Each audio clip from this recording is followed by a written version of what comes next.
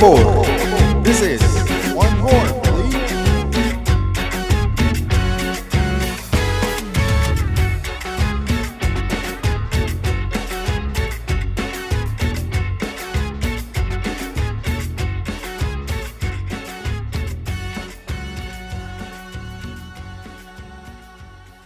First of all, how's everybody doing today?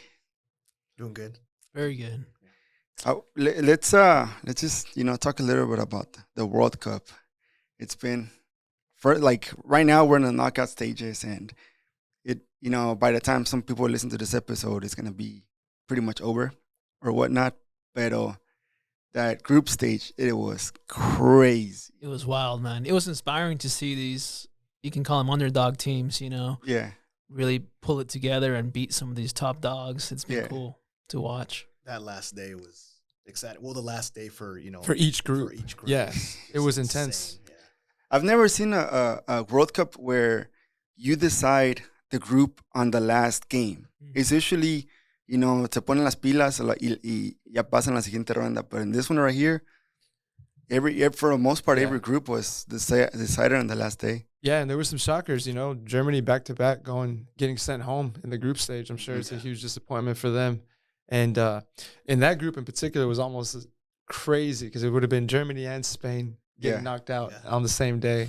Yeah, Costa Rica had managed to pull through. They were playing pretty well, but man, dude, yeah, it's been exciting. It's been a World Cup of surprises. There's been a lot of powerful teams get shocked, and a lot of I think African teams and like Asian teams doing super, super well. And I don't know if it's due to just the World Cup being in a different place or being so condensed and not being like, some of the major teams having to play more games. It's interesting to think about. I was shocked by Saudi Arabia's win. That one, actually, I feel like that one broke. I feel like after Thanos did the snap, everything just changed. El Atlas ganó 2 campeonatos, Cruz Azul volvió a ser campeón. And then Saudi Arabia beating Argentina with Messi on the field. That changed everything. And what was, say, your favorite moment of this World Cup? Thus far. Well, for me, those last couple of days in the group stage where you had 2 games going on at the same time, and both games were going to decide the fate of the teams in that group stage. So that was wild. But today, I got pretty emotional watching Morocco beat Portugal in the PKs. Spain. Sorry, Spain. Yeah, no, close enough. Morocco beating Spain. It was just wild. Dude, it was they insane. played with so much heart, and Spain just could not score. Just a lot of passes, but no scoring. Yeah, I was looking at the stats. The stats are crazy. So Spain had 77% possession, 926 passes compared to 23 possession of Morocco and 216 passes. I mean, these are huge discrepancies. And I don't know. I was talking to a good friend about Spanish style play, tiki-taka, like possession-based football. Maybe it's the end of that era, of that type. Fashion now. I feel like it's a little outdated, man, and it's a shocker that they get sent home in penalties. And the last penalty was amazing, the panenka. The little chip. Wow, dude. And he even did the little penguin dance. Hakimi, he did the penguin dance. That shit was cold, man. I for a while, I don't know if he was looking at the ref, checking to see who was good or not. But I see him shaking his head. No, I think it was the penguin celebration, bro. There you go. Because he was so cold. I was doing the I was wondering what that was. I had to look it up. I'm like, what was that, dude? I don't know, some Gen Z Not as shit. cool as the Brazilian celebrations. Oh, man. Those are even the coach, El Tite, he was celebrating with them. Yeah, dude. That, to me, Brazil has been my favorite to watch. Once they start dancing, man, you know they found their groove. They're a team that plays with so much joy and just. The first time I ever saw Brazil play, I'm like, it looks like they're dancing. I was a little kid. I asked my dad, why are they dancing out there? Oh, that's just how they play. And I see them. I'm 31 years old now, and I feel like a kid when I watch them. Yeah. Well, they really didn't have this type of World Cup for a while. Yeah. It was always, pretty tight games y los cerraban. Pero estas destaparon el atún y le dieron a todos. Yeah, the squad's so deep. The squad's so deep, man. But the 2 goals from Richarlison, the first goal, the Chilena he scored against Ya se me olvidó. That's goal of the cup, right? Yeah. I mean, that's gonna Yeah, win that's probably the goal of list the or cup. something. That's something Coque does every day. No, we would dude. play. Hell no. I wish. It was actually the other goal he scored yesterday, where he like juggled it in his head like 5 times. And he like poked it, and then he passed it, got the kick, got the 1-2 and scored. I was thinking the only place I've ever seen that is in a video game, and when we're playing with our friends, you know, just shoot the shit. But that's what it felt like Brazil was like back in the 90s. Like you said, watching them when we were kids. When we were kids, yeah. It just felt like that was the Brazil that I had come to know, but hadn't seen for a long time. Yeah. I know. When are they going to run out of dances? Yeah. There's like a theme, I don't think right? they'll ever run out of dances. Yeah. There's like a theme of like these clubs, you know, realizing that they don't need that one star, right? Like Neymar or Ronaldo or, you know, even, you know, Messi's been great, but, you know, the talent is so deep and so rooted that they can, you know, have these amazing games without, you know, relying so heavily on that star. Team-based football. Yeah. For sure. I think when you have a team like Brazil that just enjoys it, that's a dangerous thing because they make it so simple. Yeah. Y te desespera. And one thing, like, say, going back to the Spain is Javi Simons, the one that used to play for Barcelona. He went to PSG. Yeah. Right now he's in PSV. And he plays for the Netherlands, a young, what is he, like 19 years old? 19, yeah. So he actually, you were talking about, like, tiki-taka is almost dead. Not dead, but, like, it's fading away. He was saying how when he was in Barcelona, they would play with the ball the whole time, which is good. But he said, but there was not a really physical aspect of playing. They didn't hit the weights. And then whenever he went to PSG, that's when he felt his body transform because he got bigger. He got, you know, right now he looks, 19 years old and he looks pretty fit. Yeah. And that's kind of true because Barcelona players are known for being like a little skinny, like, you know, it looks like un compa que va a jugar ahí en LB. Pero hey, man. Who are you insulting over here, bro? No. Like say it doesn't look like como que tiene el cuerpo como otros jugadores que tienen ahorita. I got you. But hey, man, the ugliest thing to me about this World Cup is, well, apart from all the political and kind of demonstrations going on, has been the penalty kicks, man. Yeah, the penalty kicks, a lot of bad ones, right? Have Worse. been horrible. Like Japan and Spain. You can see too when they walk up to the ball, they have this. They just tremble. Lack of energy to them, and you're like, "Oh, this is not gonna go well." When I saw Busquets run up to the PK, it was the slowest run. I thought he was gonna fall apart before he got there. He was just like, y luego le pegó como si estuviera crudo. Like the nerves got to them. Japan, I feel like outplayed. Oh yeah, you know they were. Yeah, I think it was different for Japan. I think they had. The type of games they have been playing have been like fully using all of their energy. You know what I mean? This coming from behind victories. Those things take out a lot from you emotionally and physically. So by the time they got to the PKs, I don't think they had any juice left, any legs. Yeah. And then the nerves, it just kind of was too heavy. Yeah, their energy fell off once they got into the PKs for sure. Mm-hmm. It's like they felt defeated. That they should have won that game, and that came in. Yeah, that was sad. That was a sad loss for me. That was, yeah. But I think what's cool is it feels like these teams that are normally not the big powerhouse teams, it feels like football is developing more in these countries. And I think the level of play is improving. It's no longer just about, you know, the Germanys and the Portugals and the Frances. It's, you know, these teams are coming up. And I think the U.S. too. The U.S. didn't make it that far, but it feels like with this young team, I don't know. I'm excited to see what they do. There was definitely 4 years from now. Yeah, man. I agree with. There was a lot of promise in that team, and I love the energy and the fight that they had, and they're getting really, really good experience. And I think they planned this team with the idea for 2026. So good for the U.S. for going for a young squad team in 2026 here at home. Oh yeah, you know, and hopefully Mexico can learn from this World Cup and from what U.S. did, just being eliminated. They didn't even make it to the World Cup last time, and what kind of team they built and this young talent and development. So hopefully we can see that from Mexico in the future, because it looks a little bleak right now. There's a lot of problems with Mexico. I mean, a lot of it is just like you're trying to sell a player to an European team for like a little bit less than they would pay for a superstar. Yeah. Like you're trying to sell it for like 5 million, 10 million, but in reality, they haven't really like lived up to that amount. That they haven't really played up to that amount that they're offering them to. Like they're so inflated. I think you're kind of touching on what I think is the root cause of a lot of Mexico's failures. Yeah. Is the chase for the economic side. Yeah. They want their players to be sold for super high. They want to make large amounts of money going on tour in the U.S., playing teams that are not good quality, so they don't get that quality competition. Mm-hmm. And then, for whatever reason, they're not playing in big major tournaments. They're playing in. They used to play Copa America, the most historic. I think it predates the World Cup too, like the most historic tournament against CONMEBOL teams like Brazil, Argentina. That doesn't happen anymore. Instead, they send their best. Mexico sends their best team to play Copa Oro. And who do we play? Haiti, Jamaica. Not to knock on the squads, but the quality is not the same if you're playing Argentina.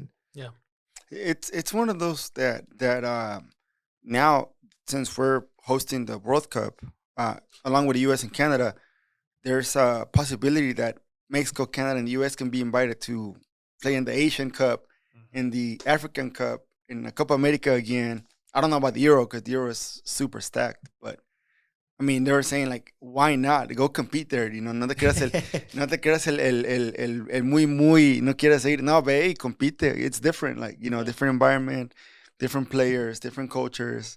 It's absolutely needed. Yeah, for sure. U.S. and for Mexico and for Canada to play against steeper competition, right, to learn from. So I was bummed out about Canada. Yeah, the way they played, I thought they were gonna do more. The way they play the qualifiers, and even the way that they were playing some of the games, I thought they deserved more. But when you don't score your opportunities, you're gonna get punished, man.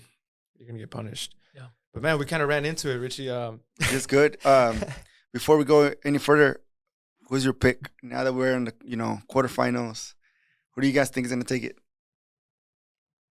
Probably Brazil. Hey. Brazil. They look too strong, to be honest. I was thinking Argentina just feels like the right time for them to win, for Messi, for the country, but it's going to be really tough to get past Brazil. And then Portugal they look so good. They look pretty good. It looks like they're going to play probably against England, or I'm not sure how the legs look on that side. But Brazil might play Argentina. That's a semifinal matchup. It's going to be some great. Yeah, France is always dangerous. France. I mean, I don't know why people have been quiet about them, but they have performed well. Wrecking, And Mbappe's having himself a tourney. He's scoring like he's a beast, like no other guy right now. But we won't have a Brazil France final because they're in the same side. Right. They'll have to go against each other. Yeah. So potentially Brazil, Portugal, or maybe if Argentina can beat Morocco. Brazil. Well, Morocco, yeah. I don't see Morocco making it past the next stage. Would love to see it. I mean, that's what I'm rooting for the rest of the cup. To see Morocco go through. It's going to be. It changes, really tough, everything. But even Croatia, les gusta sufrir. Right. Forgot about Croatia. Croatia, they're like battle hardened, man. You think that they're old, you're gonna run past them, like they're gonna get defeated by these young guys, and they always find a way, man. They find a way to come through. ¿Cómo se llama? El diablo no se muere por diablo, sino por diablo. I think Luka Modric is a diablo. Like I love Modric. But, how about a Messi Ronaldo final? That would be sick. That would be sick. But first they have to, Ronaldo has to get off the bench.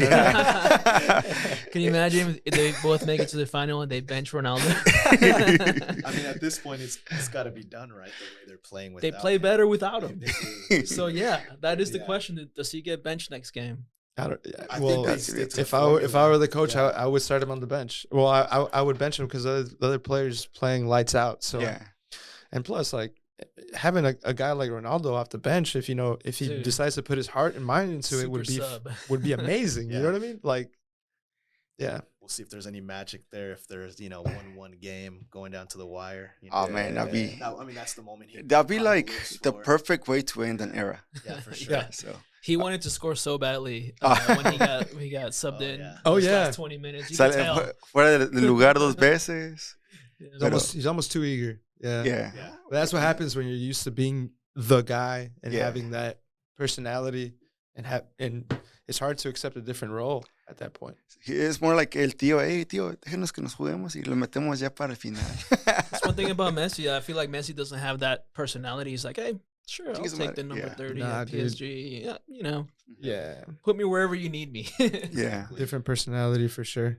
But under an insane amount of pressure as well. Yeah, man. Which is crazy. I mean, he's one of those guys that I feel is more loved outside of his country than inside of his country. Yeah. But yeah, I mean, once he wins that cup, no one could dispute. It's gonna be different. It's gonna change.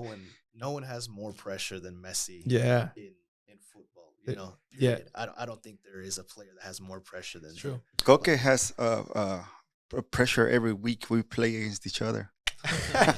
By pressure, I mean Richie just likes to hit shit at me every now and then. Yeah, I give you a piggyback last time. I played with you, but I don't. Right, we've played. Have I played with you? I don't. I've never been to the Cascara, but I'll go one day. All right. Yeah, I'll let you know next time we'll go. Nos traemos al Corral también.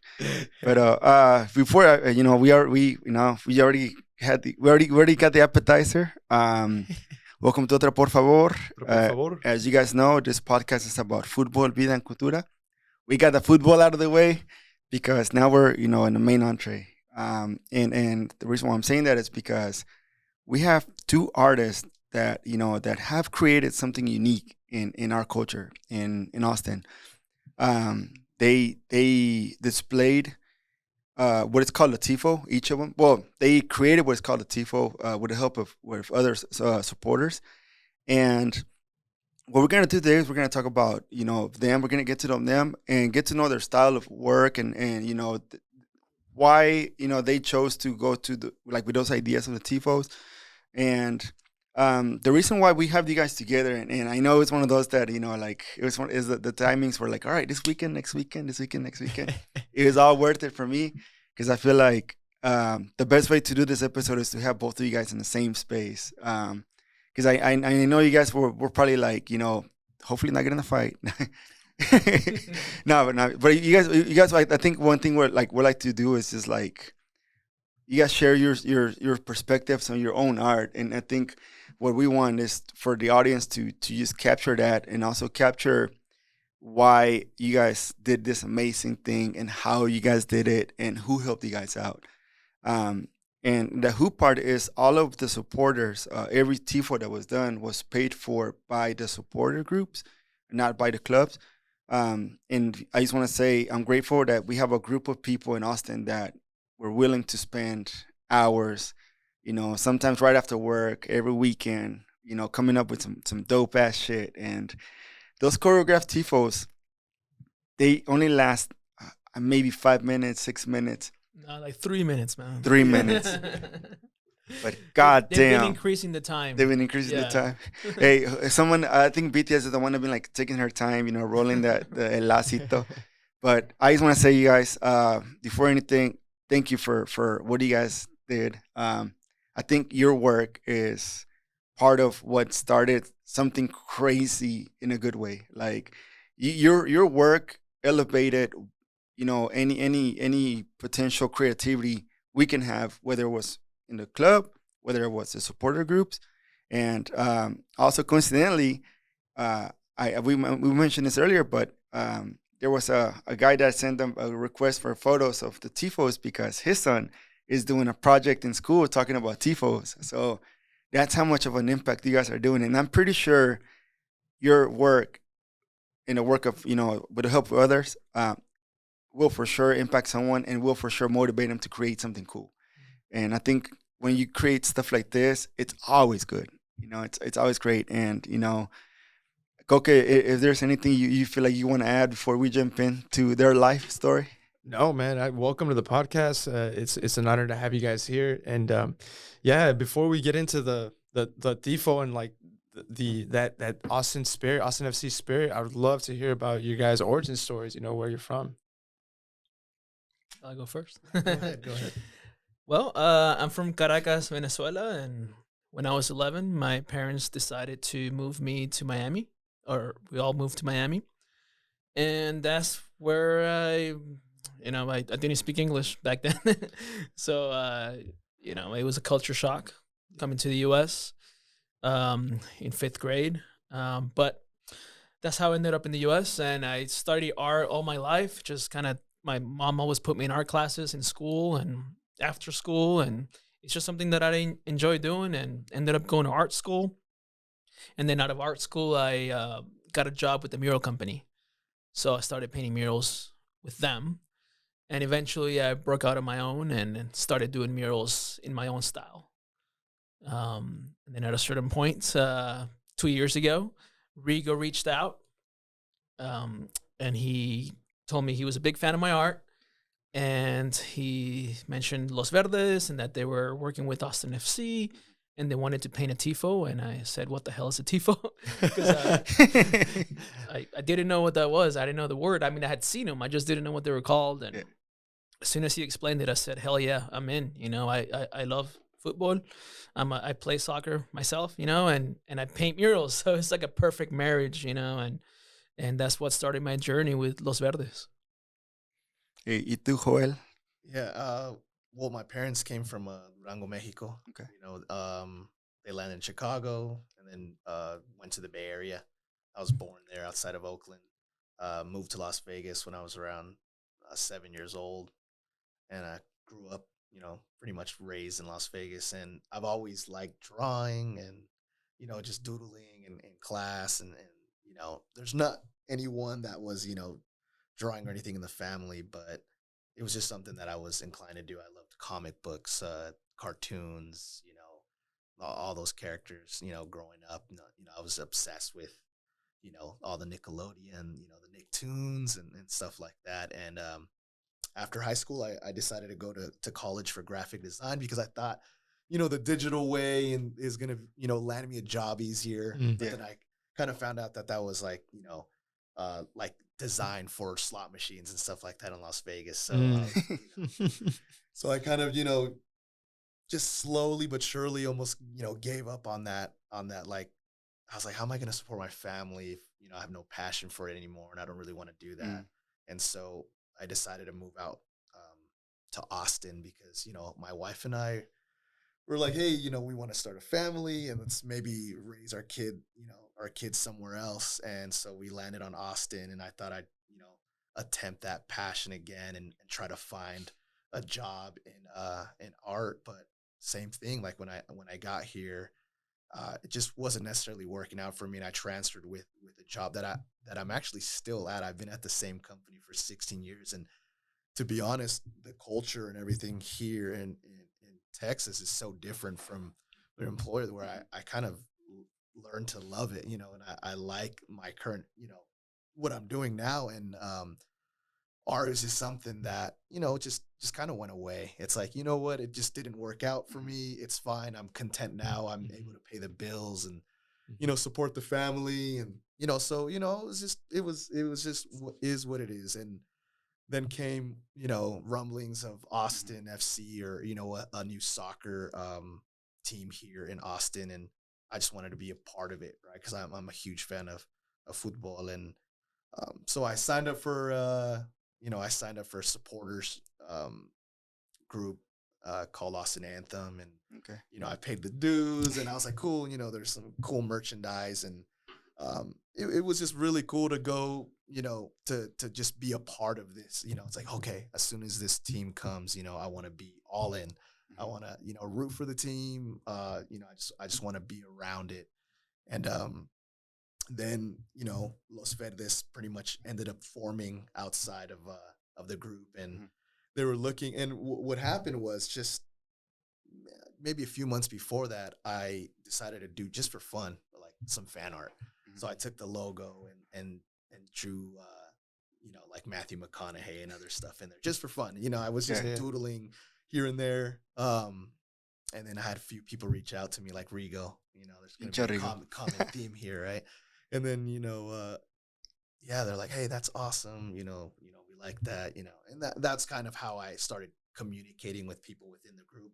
Even though I was in there for quite some time, I just still really hadn't talked to anyone in there. You know, I wasn't going to every single event. I had, you know, young kids. And so when Los Verdes kicked off, hey, they saw that fan art, and they reached out to me. It's like, hey, can you help us maybe with some design or something for like a shirt so we get it off the ground. And so I came up with some designs and people loved them, and then I got kind of hooked, right? It was like, oh man, this was fun to see, like, okay, there's like a people are interested in what I'm coming up with. And I found myself just every night just doodling ideas, logos. This was before even we had the name Los Verdes, right? It's like, hey, what can we come up with? And it just became an obsession, and we just started doing so much more, so much more designs. It turned into merchandise for our membership kits and scarves and all that. So that's kind of like where everything kicked off, was just me falling back in love with it and just doing it out of necessity, right? So we can kind of kick off this group, and we're small then, and we're close to 3,000 members now, about, give or take. Yeah, and it's been awesome to just feel like I'm a part of something. That's all I ever wanted, is just kind of like be a part of something that's bigger than me, and the fact that I get to kind of draw for pure passion, right? Because it's everything. So. And like, as you were growing up, what was someone or something that influenced your art, or like what, I want to do something similar, maybe not the same. And that could be for let's start with Luis. My first inspiration in the arts was mi abuelita Carmen. Saludos, abuelita. Yeah, she's still kicking. It's good to hear, man. If you're wondering. She studied art very late in life, when she was like mid-50s, I believe. And so growing up, she was the one artist that I knew. And I would see her make stained glass installations and drawings, and I would see her paintings from art school. Wow. And I don't know, I wanted to be like her. And so she was my very first inspiration, and still is. But once I got into doing murals, I started looking at the muralists around the world. Some of the ones that came before, I mean, as far back as Michelangelo, of course, but artists like Diego Rivera, and some of the other greats, and also a lot of the current street artists that are, the Banksys of the world and the Shepard Fairys and all those. And that's when I fell in love with the art form. And I saw that it was a movement that was taking place, that's still taking place worldwide. And I feel like it's still developing, and it still has a long way to go. Like it still hasn't reached its peak potential. And that's how I fell in love with making murals in particular. Because before then I would paint, I do paintings on canvas and try to put them in a gallery and try to sell them. And I was having trouble selling art. It's very difficult making a living as an artist. But then I noticed a lot of artists, a lot of muralists, not a lot, 2 or 3 in Austin, that were, as far as I could tell, doing it full time and making a living off of it. So I thought, okay, maybe that's the direction I need to go, so that I can get paid for my art up front and then make the art. I kind of switch the model. And that's kind of what started my career as a muralist. So, like, say, whenever you decided to become an artist, you were aiming for a full time, right? Yeah. So I when I got out of art school, I got engaged to my wife, Kristen, and we were in Connecticut, decided to go to Austin. Her family was in Houston. That's why we picked Texas. And I had to find a job. And I found a job with a company that painted murals. We would paint murals for very wealthy people that had mansions, houses that were so big that they would have domes and barrel vaulted ceilings. So they would hire us to paint essentially the Sistine Chapel in their house. We would spend 2 months, wow, six artists just painting on scaffold, painting the ceiling, just like Michelangelo. They wanted to replicate exactly the great arts. I painted a lot of cherubs and a lot of religious scenes, and I did a lot of that, and eventually got sick of that, honestly, because I was painting somebody else's art, somebody else's design, and I decided to go on my own and follow my own path. Hey, I feel you on that, man. I didn't go to art school. I went to architecture school, which is design, and I had this idea of what my profession would be when I got into school. And when I moved back to Houston, I started just designing custom homes with the builder. And you said you have family in Houston. I'm sure if you drive around some of the neighborhoods, you notice that a lot of the houses there look like some Spanish villas, like just replicated over and over. You got the arcs. I worked in a lot of those. You got the arcs, and you got the Spanish tile, and you got the Yeah, beiges. that Tuscan style. The Tuscan, yeah. So I was literally doing that over and over and over again, rinse, repeat. And that wasn't for me. Yeah. And I ended up pivoting into construction, construction management. I work for a general contractor now, and I love it. It's more hands-on, and I'm on the job site every day, talking to people and working with people who are actually designing and building it and figuring out how to problem solve. So I feel you on that. Yeah, it's hard to know out of school where you're gonna find happiness. Like you said, you wanted to go into graphic design, but it wasn't for you, right? And, so it's good that people hear these stories, because especially the younger generations, they think like everything's so linear, but it's not. Yeah. I think I was looking at it wrong the whole time too. It's like just coming up with excuses of why it wasn't going to work out, or I don't want to work there because it's, it's going to kill my creativity or this and that, instead of just making it happen. And that's what I realized, moving out here, even though it took quite a long time after, was even though, I had kind of given up on it. And someone reached out but it took that initial like, hey, I'm going to do some fan art, right? Or I'm going to do something to get my name out there to just kind of like, hey, I can still do this, I think, and so you got to put yourself out there and stop. I was just blaming everything else on why it wasn't working out. And then I slowly realized like, no, I need to make that attempt. Like I need to, you got to shoot your shot. Exactly. Yeah. Exactly. Yeah. You got to find your niche, right?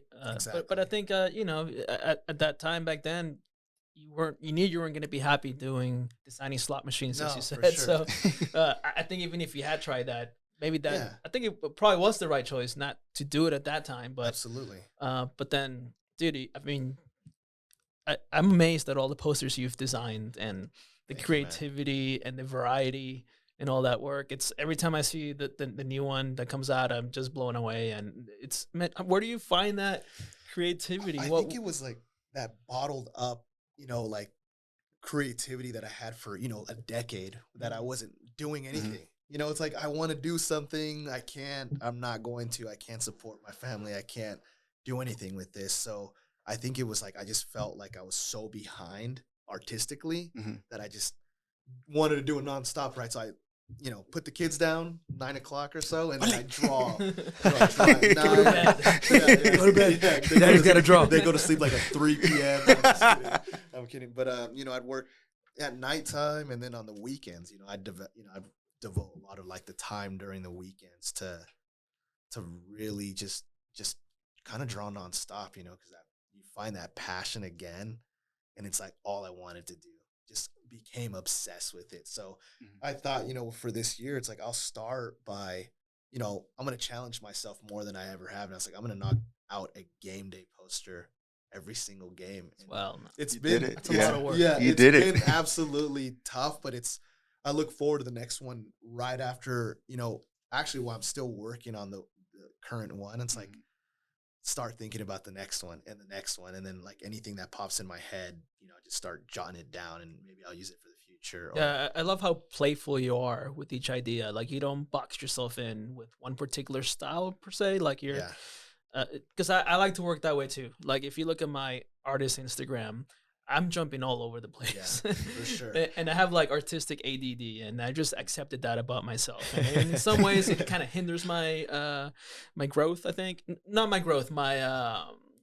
A lot of street artists that are very famous, they're very focused. Their brand. Exactly. They have their brand down to a T. I don't know if that I have a brand. Some people tell me that I do, but anyways, I'm kind of like you. I enjoy just being free. Yeah. I just want to try something different, a new style, new brushes, new, everything. Even, decided to carve, poster, from rubber and things like that. Just because whatever, like I said, just being behind like artistically for so long, I just want to try everything that I haven't tried, you know. So you did a linoleum block or something? I did. Like I bought like a rubber block and I carved it out, and that was like one of the posters that I did. You know, I did like a Yeti and things like that. So it's like I just want to just be more, you know, as creative as possible. That's sick, man. I love hearing about the process. Do you document that process at all? Because everyone, for the most part, sees like the final poster. Yeah. But like just hearing you kind of describe how you ended up carving, and that was kind of inspiration for the poster, is pretty cool. Yeah, definitely. You know, something I started doing was like putting like the cell phone above, and you know, like that Yeti that I knocked out for one of the posters. I definitely have the whole process of carving it. And you need to post that, man. Yeah, you need to post that. Like I want to watch it. I want to see that. and then, you know, with I use the iPad, which is crazy, right? I think like the iPad has been an incredible tool where I can take it with me. Yeah. And it's so easy to use that.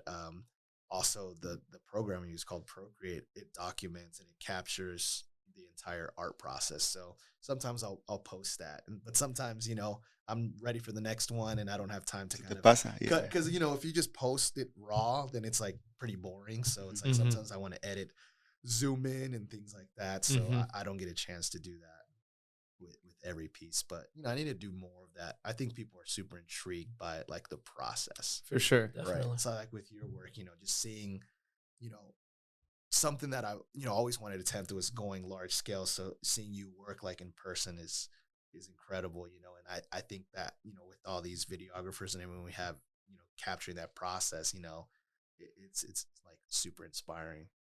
Thanks, man. Yeah, I think we take it for granted, like your time lapse videos. So people will love to see that, because I mean, ultimately, what we want to do is inspire people, right? For sure. To love the team more, or maybe take a chance to be creative themselves, or whatever. In whatever way we inspire them, that's, you know, the ultimate goal, really. So we can all keep inspiring each other and growing together. Because I think, like, at the end of the day, you somehow became an artist because you saw someone doing it.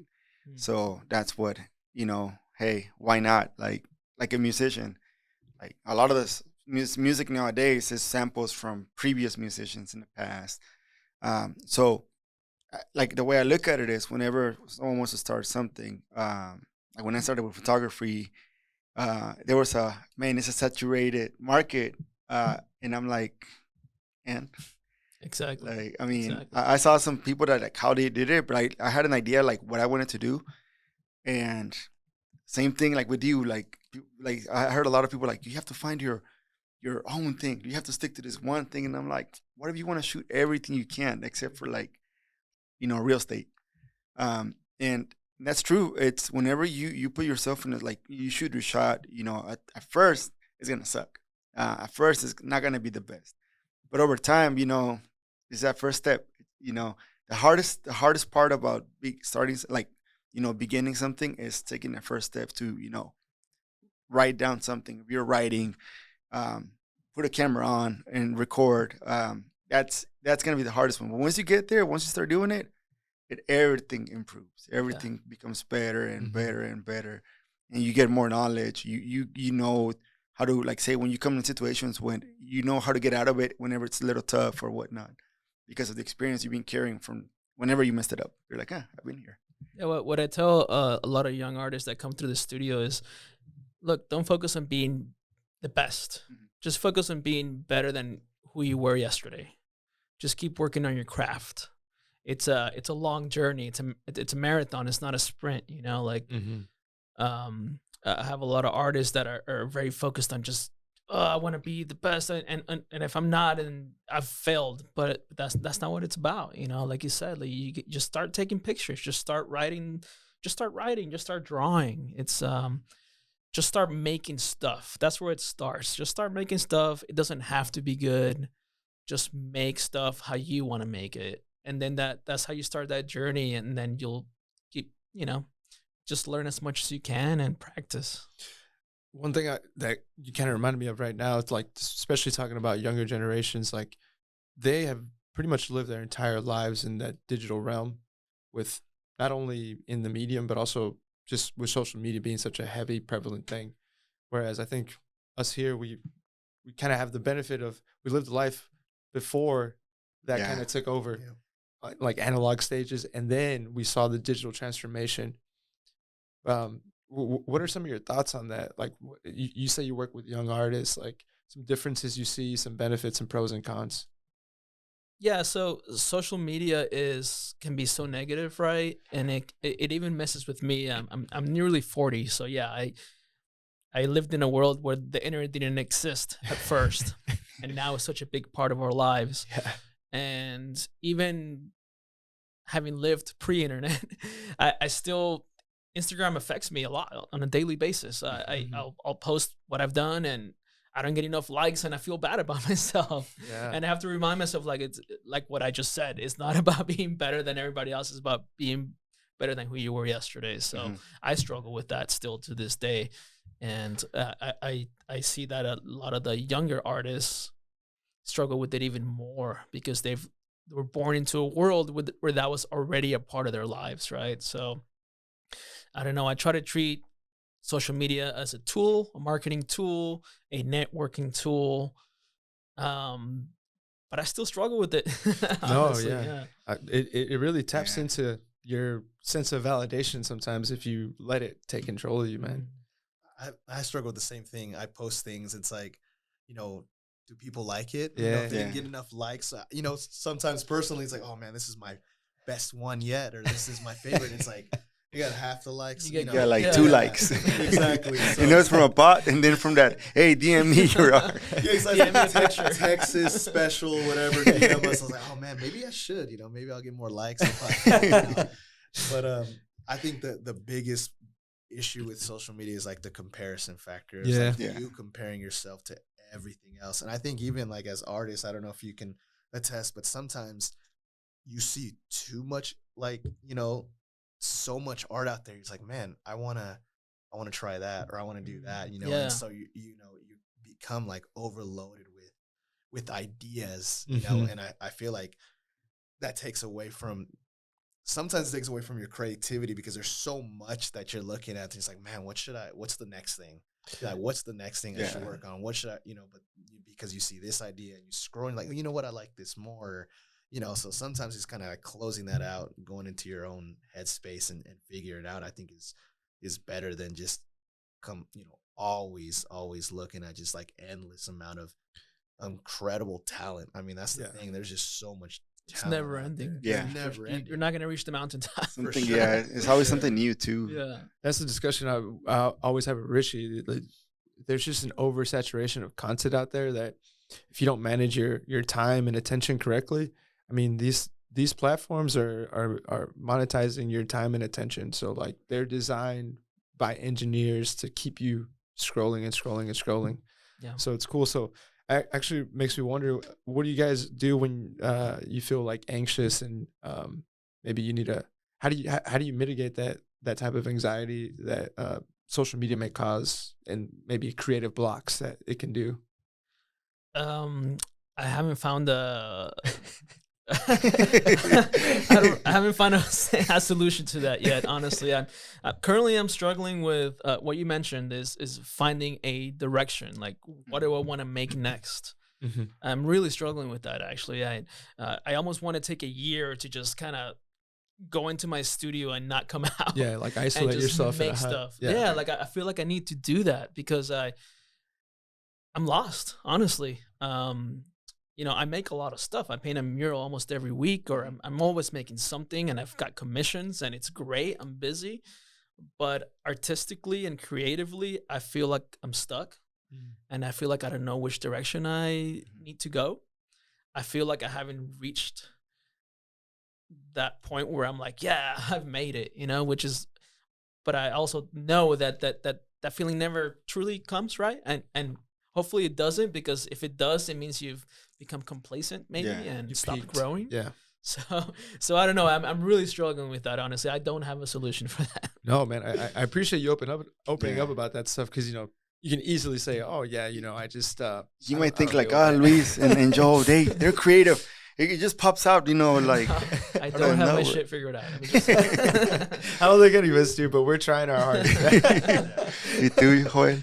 Same. I don't have, in fact, like the anxiety is what sometimes, and deadlines is kind of what drives it. Yeah. So it's like I have to set like a project or something that, I have a little board and I write stuff down. It's like I have to, do this or that, but it doesn't go away, like that anxiety of, or what I'm supposed to be doing, how can I get better or anything like that. I just feel like, it's just, and maybe constant. That never goes away because I've gotten to work with some really big name artists that have quote unquote made it, right? 300,000 followers on Instagram and travel the world doing murals, and they share the same anxiety that we have. So perhaps it never goes away. I don't know. One thing I did think of a solution that I've been working on. Oh, yes. Okay. So I've been wanting to essentially take a piece of paper and write down, what do I like drawing? What do I like painting? What am I good at? Like to kind of lay it out for myself, and maybe that'll help. I don't know. Creating a roadmap, figuring out your why. Yeah. I mean, I've heard of those things, hugely important, but it's just one of those things like you said, giving yourself that time and space to almost step away and like look inward, which is to me the hardest thing to do this day and age, and with the type of work that you as creatives do, because it's all about engagement and like community and just producing stuff, right? Yeah. I think like one thing that I've had is I always go back to this one podcast that the reason why I started podcasting is called La Cotorrisa. They say stuff that is not even educational, it's not beneficial, it's just stupid shit for an hour, and you're cracking up. So that kind of helps, because you're like, man, sometimes it's as simple as just a conversation without having to like find a way how to talk and be eloquent or whatnot. We're just like, it's always good, like you're doing it where you write down why do you like drawing or trying to figure out stuff. It's always good to just go back to the basics. For example, when you're a soccer player, it's always good to go back and just practice with the ball and pass it around. If you like running, just go back to run a mile. But one thing that I would share is like just going to like meme sharing, and trust me, that's gonna take anxieties away.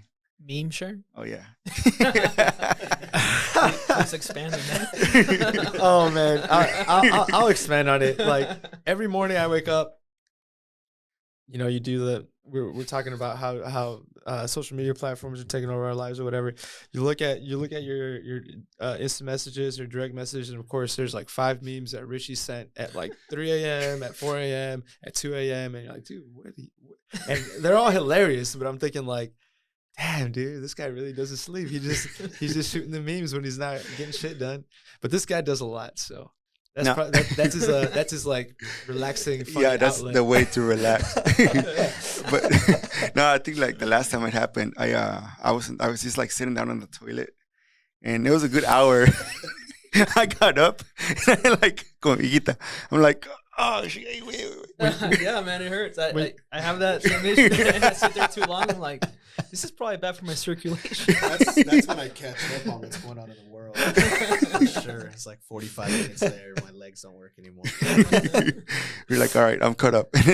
But hey, man, I think it's just it's good to for me. It's good to hear your vulnerability, because you never know what people go through. You never know what people's experiencing. But you're saying that, I'm pretty sure anyone that's listening to this is gonna be like, oh, okay. I'm not alone. I'm not alone. And that's always the key too, when you're creating something, especially like sometimes as artists can be like a very like solo project oriented, You're like, okay, at least I'm not going through the same situation. And that, trust me, that's helpful. Yeah. And one thing I kind of wanted to ask y'all, I mean, a conversation that we've had regularly here is like, what is that? How do you find that balance? We all have, partners or family or loved ones. You have kids, you know what I mean? Like, how do you balance out your life, with professional work and family work and all the other obligations you might have? It's a big struggle that I have, to be honest. Yeah. So I have a 2-year-old and a 6-year-old. I have a full-time job. Yeah. And so I kind of wait till the family goes to sleep, And I'm not always successful at that. I fail at that. My wife reminds me too, right? It's like sometimes I just have an idea and I want to knock it out now, and so that takes away, from the family time. But I'm trying to be better about that and make sure that it's like, okay, I'll hang out with the family, I'll put them to bed, and then I'll start drawing. So the majority of my drawing is at night, but I struggle with the balance of it because I'm like obsessive with finding that passion, connecting with the community, and you start thinking about everybody in the community. It's like, oh man, are they this would be dope. I think people would like this, or it'll help me connect to this or be a part of that, and so I just became super obsessive, and I feel like that takes up a lot of mental energy. And so I struggle with the balance. I feel like I'm doing a little bit better lately, but yeah, I need to be better. Do you find yourself daydreaming about designs? Like, sometimes you're not present if you're around your family or whatever because you're thinking about. I'm always because I have that happen a lot. Yeah, for sure. I'm always thinking about the next thing or the next project or what should I knock out. And it's like, if I don't do this now, it's like, then the time's going to pass because like I have the idea of exactly how to knock this out, right now. And so I feel like that definitely hinders me. And I need to, like I said, I need to be better about balancing the whole family and everything, and sleep. Like the biggest thing that suffers for me is probably sleep, for sure. That's yeah. On average, how much would you say you get of sleep? I don't know, maybe 6 hours. Yeah, I say 6 hours. Just kidding. Like 5 hours. 5 hours. Maybe, yeah. What about you, Richie? Yeah. I always wanted to ask you that. It really just depends. This weekend I got a good amount of sleep. Yeah. Last weekend, when it's holidays, ahí duermo como un osito. But average. But average, man, I would say maybe like 5 hours, 4 hours. So 5, 6. By you, Luis. I get a good amount of sleep. Look it up. That's why he's got all the beauty sleep, man. Look at that. Right, he's right. 40. I thought he was like I'm 20 something, dude. It's that Joey, yo con ojeras en bolsas. Yeah.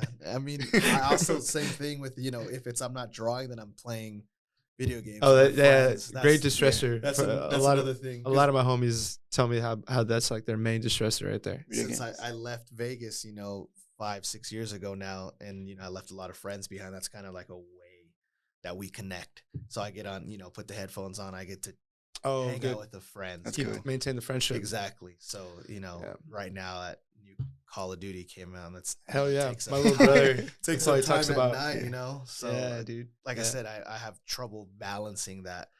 There's so much going on that after like 9 p.m., it's like I need to have some time to myself. It's either some you drawing. time. So if it's at something that's going to be drawing all night, or it's going to be playing some games with my friends because I miss them. I guess That's good, man.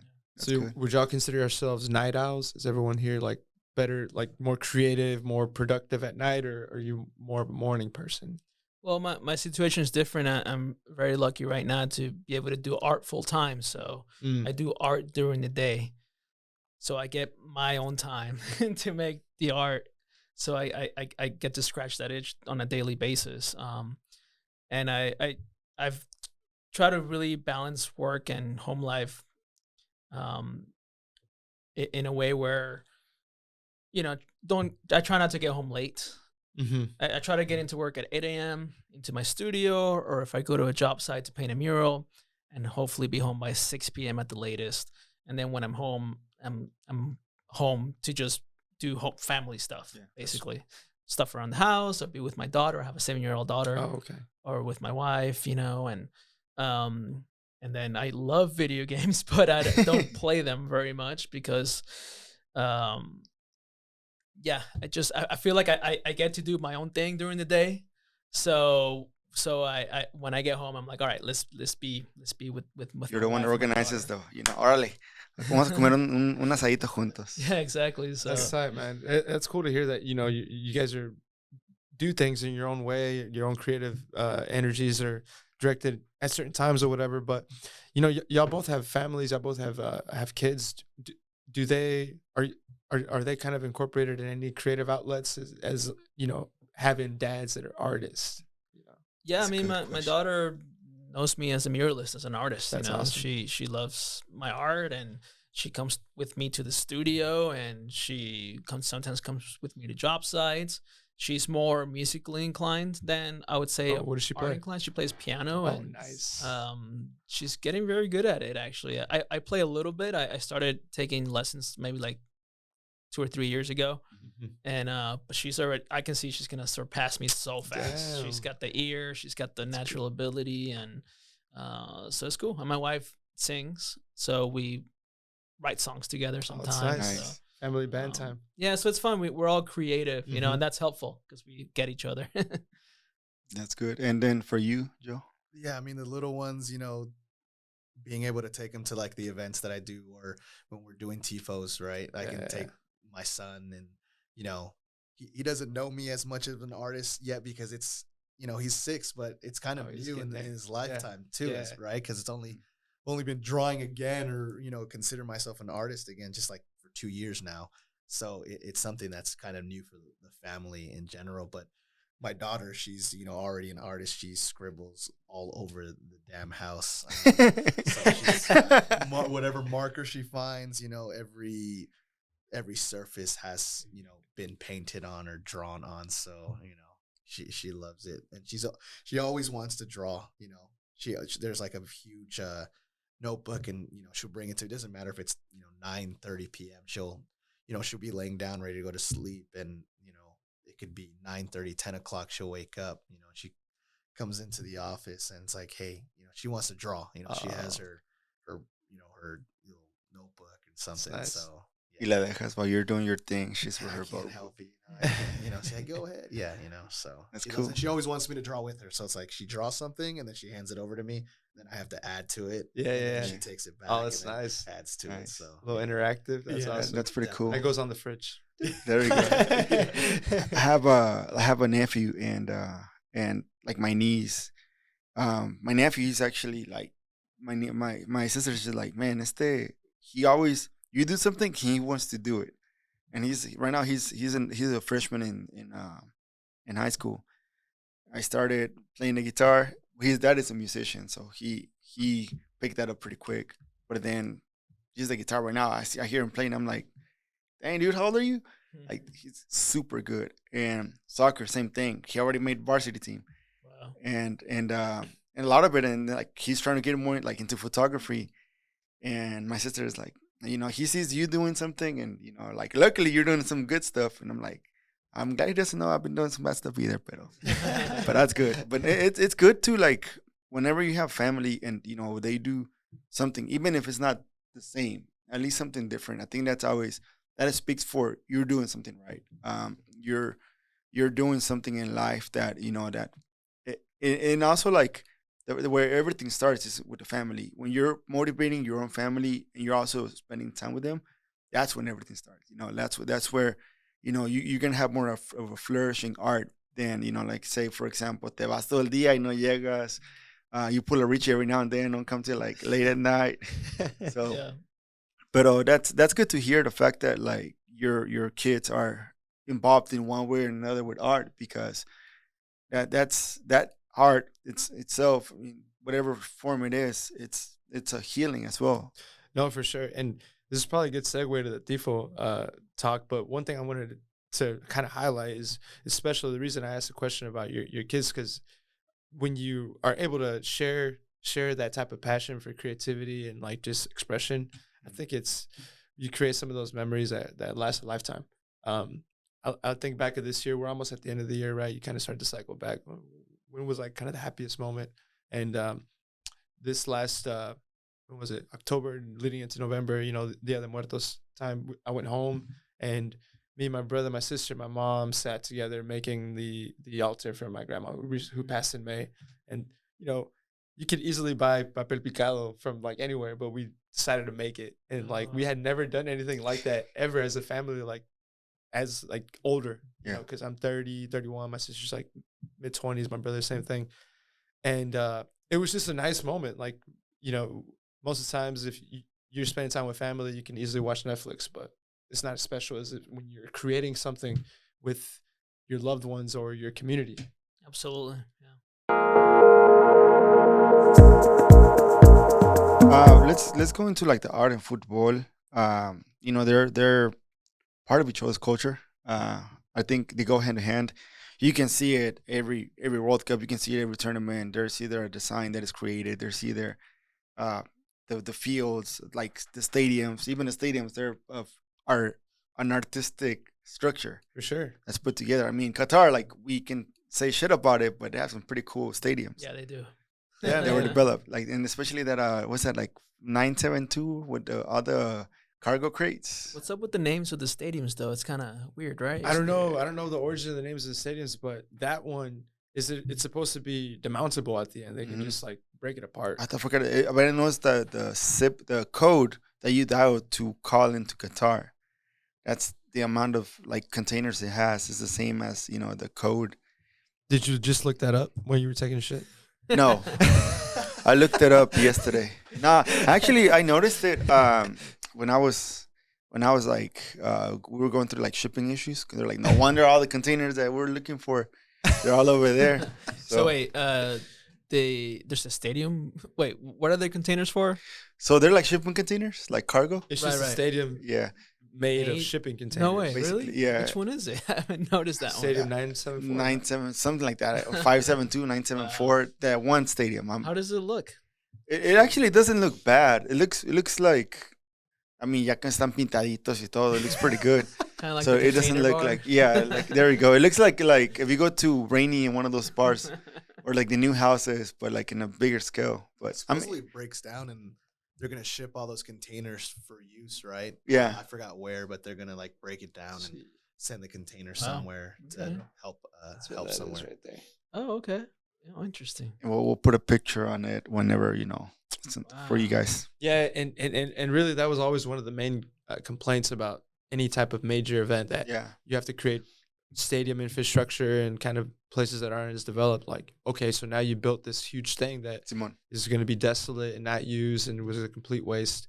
And not only that, but like, all the construction stuff that happened in Qatar, it would be a shame if you built a stadium and then only for it to be unused. Yeah, and like say you don't want to go like in a or like Greece, that everything that they built for the Olympics no lo están usando. Like they all of it just went to shit because you don't have infrastructure to keep it going for people, like to develop athletes. Where in China you do have like more of a Olympic competing mentality and culture. So and speaking of cultures, so if you guys, I know you guys probably heard the name TIFO quite a bit here, and they're basically I would say a hand painted banner, but it's huge. I mean, I've seen different sizes, but the ones that we've done, they cover a good amount of the supporter side, the south end of the stadium, and it's very different and it's very unique to, especially in a specific moment, and that moment can reflect something that happened in the past or what's going to happen in the future. And we'll talk more about each TIFO later on as we go. But now, when we look at it in the global aspect, we've seen small displays of of art, whether it's through posters, whether it's through mascots, and that's been going on. I mean, since the first World Cup in 1930s, and that especially, like, say, when I don't know how much is that going to change as we go through a format where you're gonna have 3 different countries hosting the World Cup, but every World Cup for that we've seen does have something unique, and that's because it's in a different country. You get to experience a little bit of that country, a little bit of that culture. Maybe it can be a logo that it represents the country. For example, was it in the U.S. 1994? It was a lion. Was it? I thought it was a little dog. I mean, you're right. I was 3 years old, man. Yeah, you're right. Pay attention. You had a homework at 3 years old. No, yeah, no, it was a little dog, and then 98, it was El Periquito. El Periquito. Yeah, there you go. In France, and then I'm trying to remember 2006. I don't know what it was in Germany. Germany. I forgot what it was. But yeah, I mean, art has always been used as a way to display that country's culture, and the football in general has many ties to art, and you see the fans. like we were talking about TIFOs earlier, they have the face paint. Some people make their own banners. And we just had a recent guest, El Azteca. You know, he has a full display Aztec gear. Super Nacho. And he's playing the drum. And everyone finds a way to express themselves through their artistic medium, right? And we were just talking about stadiums, you know, like they're so different, and these being kind of special with like the containers. But kind of what do you think are some of those like similarities in art and football, or differences, you know? Well, I feel that art is a great way to express the passion you have for your team, for your country, for the sport. So that's, I feel, why you see people painting their faces and wearing costumes or outfits. And TIFOs is just another great way to also express that passion. What was the question? Sorry. What are the similarities and what is the differences you like see between art and some of those intersections? You football? know what I mean? Yeah. I don't know. What do you think, Joel? Yeah, I mean, I feel like in soccer, right, and football is you see more of the artistic side of the sport, right? Right. With the tifo and the displays and everything like that. So, you know, I think it's like you said, it's a great way to kind of, you know, express the passion of the fan base, express like what that team is, and like in like an icon, or, you know, where that city, you know, or the city or something, you know, there's a great way to kind of express the community, you know. Yeah, and I think the modern game lends itself more to that too, that expression, because, you know, before a futbolista wore, you know, his uniform clean, tucked in his shorts, black cleats, and now you see like but llegó Jorge Campos and he changed everything. Fluorescent shirts, people walking in with like outfit of the day, super stylish, crazy tattoos, you know, like full on sleeves, you know, just hairstyles, like everything. I feel like the more modern we get, the more expression there is, which is kind of a cool thing, because you start to see flavors of different perspectives. Whenever you played soccer, did you like had your go-to, you know what, this is my look? My look? Yeah. No, man, I'm pretty boring. Yeah. I just prefer to whoop your ass. That's all I do. That's easy. I mean, you tried. Last time you ran out of gas, bro. The first time though, I was like that day I was like Morocco today. I sense a rivalry here. No, we like to talk shit. That's how we've always gotten along. Yeah, we always like, even in the pitch, like we're always just like, I'm more so me. I'm always just like you punch instigating. him in the nuts? Is that what that was? He's done that before. He has done that before, probably. Yeah. So you're more of like modern players out there, just trying to be bigger and stronger than. Well, especially I think like for me, if there's, when it comes to like soccer, like we have our friends are super good, but like this guy right here is like he's like a machine, and then, you know, he stays in shape, and, you know, eats right, sleeps right, and I'm the opposite. I mean, I do stay in shape, but I don't sleep right, and I'm like, okay, I want to beat him, like and that's just like when we play together, we do pretty good, but against each other, it's like there's that, you know, like he like he helps you elevate like your game. It was kind of like if you guys were in a competition, a friendly, you know, like, you know, it'll be like him. Joe makes me better. That's what Leeds will say. And he inspires you. He inspires. There we go. Yeah. He inspires me. Super flattering. But back to the art and the football. Do y'all have any players or teams or moments where you're like, damn, that was poetic, or that was artistic, or like, I just have that. This player or team is a team or a player that I prefer just because of their style and art behind the game. Man, I've played soccer all my life and still do. I don't watch a lot of it, to be honest. I don't fanboy over any players. I mean, the easy neutral. Answer. Yeah. I mean, I do love seeing Messi play. Just something about obviously his skill level, but I don't know, just the way he moves and the simplicity in his play style. He's not like Ronaldo's so flashy, right? And Messi's like the opposite, and you know, so he inspires me. But of course, he inspires the entire world. Yeah. Well, how about you, Joel? I mean, when it comes to soccer, you know, just watching like the highlight reels of like Maradona, you know, and just fun, Like he's out there having fun. Yeah. You know what I mean? It wasn't about anything else. And he was a total show from the warm up to the after party. Yeah. Like that's the thing. He was out there. You could just tell. Especially after party. Yeah, this guy like enjoyed the hell out of it. But someone that's like, you know, I didn't grow up watching, you know, I'm too young to like get to really enjoy him. Maradona, yeah. Exactly. So, but like a player that embodies that for me, even though it wasn't about fun, was like Kobe Bryant. Oh, even though it's not soccer, no, there's sports. There's something about him and like the way how hard he worked and you know how serious he took his craft. Are you a Lakers fan? I'm a Lakers fan. Boy. Yeah. And that's the thing. It's like that guy gave 100%. You know, he wasn't the most gifted athlete or the most gifted basketball player, but he worked harder than anybody out there and you can see it. You can see that passion. You know, he might look like an asshole one day or this and that. Yeah. But you can see just like that passion, right? Yeah, man. His passion was crazy, and even some of his like, you know, just talks, you know, kind of talks about his like operating mode and what he does in training is crazy when you sit down and listen to him. But I never cried or anything for like a celebrity or anyone. But when Kobe Bryant, when I found out I cried for days. That one hit hard. Yeah. Because of what he was representing. Like he was, you know, I felt like his life was just starting. Even though he was like one of the greatest, you know, basketball players, just what he was doing, you know, off.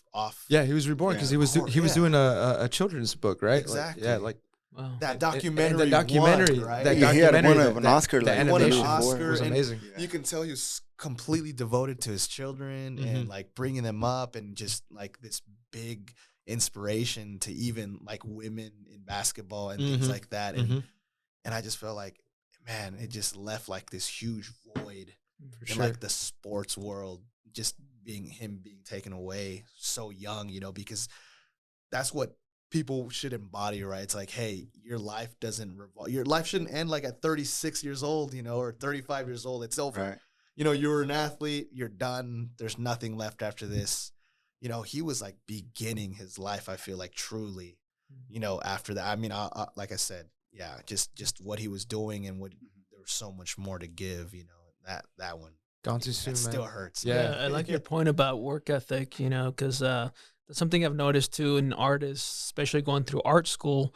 There will be a lot of these students that were so incredibly talented, but they didn't have the work ethic, right? Yeah. And that ultimately is what it's about. I mean, it doesn't matter how much talent you have if you don't put in the work day in and day out and continue to improve your craft, whether you're an athlete or an artist, then you're just not gonna get that far. That's like that's a good point because, you know, sometimes, especially like when we look at you know, like football and, you know, we look at sports, you get so many people that are so talented, but putting that work, putting that effort to, you know, to remain in cycles where you're gonna go through a season of dry cows where no te va a dar nada, no te va a salir nada, like, you know, like say, it's just putting that work, learning the process. Like some people just they have the passion for it, they understand it. Like say, un buen futbolista puedes ser buen futbolista, pero no sabe de fútbol.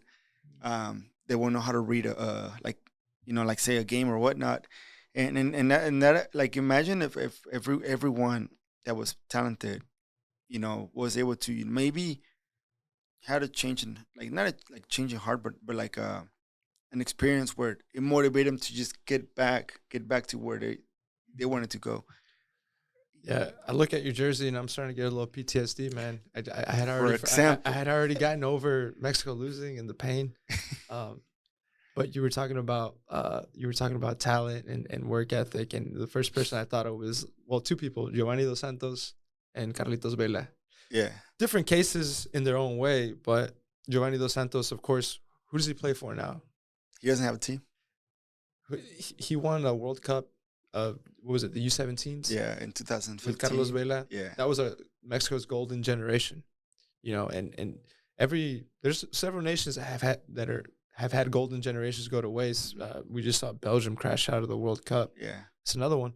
But Mexico, like two examples of that have been Carlos Vela. So much talent, but you know he chose his life, and I mean, good for him. But on the flip side, Giovanni Dos Santos not even having a team right now, and yeah I mean that just kind of goes to speak as like how many people out there are not shooting the shot or putting in that work. You know what I mean? Like being consistent, and that's one thing that we've touched a lot on this podcast, like the consistency. And we've gotten some praise for keeping up with doing podcasts, because if you look at the statistics for podcasts, like most don't make it past like episode 12 or something like that. And I mean, I'm sure you as artists have seen certain cases too where if there's not that consistency and discipline behind it, you're gonna fall to the wayside. What episode is this? 65. Okay, we're good. Episode 2. 11. 11. No, actually not 68. I haven't even checked. I've been like, you know what? We started actually like doing the episode number, but then we're like the timing of it, we'll start recording. Yeah, we never know if one's gonna drop out of sequence, so we stop. Yeah, we just like, welcome to another episode. But we might be 68. We might be 69. Maybe 70. We're 69. Nice. Ya está viejita, ya vivió su vida, ya pasó, ya está retirando. That's the golden years. That's the golden years, But to your point, yeah, it's about consistency, putting in the work day in, day out. You know, you spending, you know, at night putting in the work to make those posters, man. And even when you don't feel like it, you know, like for me, I have to design new stuff on a weekly basis for murals and clients and commissions, and it's exhausting and it's tiring. And I have this, I picture this well of where I get my ideas out of, and sometimes it feels like it's empty, you know, like it dried out. I'm like, shit. But you know, it's also a lot of rejection. I apply a lot to public art projects, and 99% of the time I don't get them, or sometimes a client drops me or whatever. But you got to get past all that shit and just keep going, because you know, find the love in it, you know, whatever it is you're doing, so you can keep doing it even when it's hard, you know, because art is not about when you're inspired to paint. If you want to do it as a career, you know, you essentially got to make it your job, which sounds kind of dull and boring, but you can still find the joy in it, but understand that this is a hustle. It's a grind that's gonna be ongoing for many years. So, like, whenever you're picking up projects, do you have to go through a process of doing cold calls, or is it like people come to you? How does that work? Well, so I'm very fortunate right now that clients essentially come to me. So I get a lot of work through word of mouth. In the beginning, I started my solo muralist career back in like 2014, 2015. And it was very slow back then. But I landed one client, which was my first mural here in Austin. It was a veterinary clinic. Back then, it was called Corner Vet. Today, it's called Pass Vet. They gave me my first wall on Cesar Chavez. And it was this big, beautiful wall. And I was like, all right, this is it. This is how I'm going to launch my muralist career. This is going to be essentially my billboard. I'm going to come up with an artist name so I can sign it very clearly and hopefully get more work out of it. And it, you know, I painted that mural. I lost money on it because I knew how to paint murals, but I tried a whole new technique. And long story short, I made it happen. It took way longer than it should have. It cost me way more than it should have, but the mural turned out nice. It turned out great. And from there on, you know, it took maybe a month before I got hey, I just saw your mural. I would like to hire you. And just kind of, it's like, it was a snowball effect, just very small in the beginning, and over the years, just growing and growing and growing. So now I'm at a point where a lot of my clients are business owners, and they know other business owners, and they refer me. Sometimes they open up a second location and they call me back a couple of years later. So, and also I'm very diversified. I also apply to public art projects. I run an artist collective. I produce events. We do a mural festival. So, but yeah, to answer your question, my current process is they call me, which is great. I'm happy to say that. By the way, that Mural Fest that you guys just had, some of my favorite artists that I've been following for years. You know, Really? because of y'all, I got to see them like in person. I got to see like Squid Liquor work in person. You know, or Nice. like I went by to go. I heard a Kipto, you know, painted a mural which I've been following for years on YouTube, and I go over there to take a picture, and he's standing there, you know, taking pictures for his. You got to meet Kipto? Yeah, so I, you know, I had like a really, really brief, you know, conversation. But the fact is, it's like there's these incredible artists that I've looked up to that are like way beyond. I feel like, you know, someone that I can even have a conversation with, and you know, what you guys are doing with this Mural Fest and bringing in like I think some of the best, right, is absolutely incredible. And like I said, I saw, you know, Squid Liquor working, and you know, she was nice enough to have a, you know, quick conversation. You know, Fabian was there, and I mean, it's incredible because Fabian Rey. yeah, That's awesome, man. Talk to me a little bit more about Mural Fest. What is this an annual thing, or is it just pretty relatively new? Or So we're in our second year. It's it's an annual thing. I started with Fabian Rey, who I'm sure you guys know. He painted the drum for Austin FC, and he's done one of the murals at the stadium and a bunch of other stuff. So we started this Mural Fest because him and I are muralists, and I always had the dream to do a mural festival here in Austin. No one had really done it before, at least not one that's a recurring one. So we just had our second year, and like Joel mentioned, we had an artist named Squid Liquor, and they are one of my favorite artists in the world. And we were just very lucky to be able to connect with them. And we had Levi Pons, a guy out of LA who does a lot of work for the Super Bowl, and he's an incredibly talented portrait artist. And then an amazing roster of local muralists as well.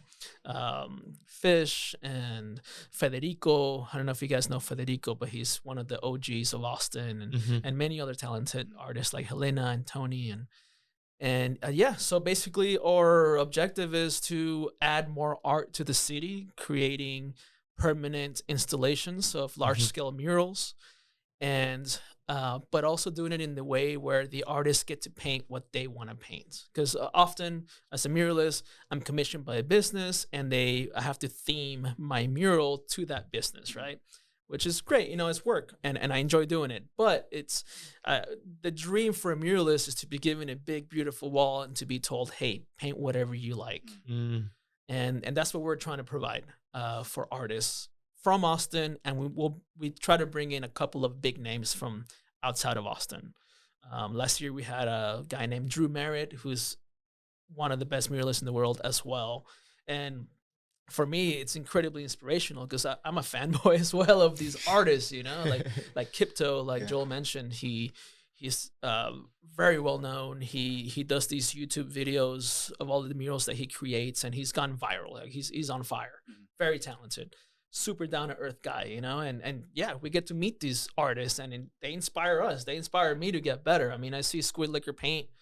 Squid Liquor painted this massive mural over a period of 10 days, and they just kind of free-handed everything, and it's one of the best murals in Austin now that we have. And just seeing them paint, for me, I learned so much, and that's what we hope also that it'll do that for other artists like Joel and everybody else, the entire art community.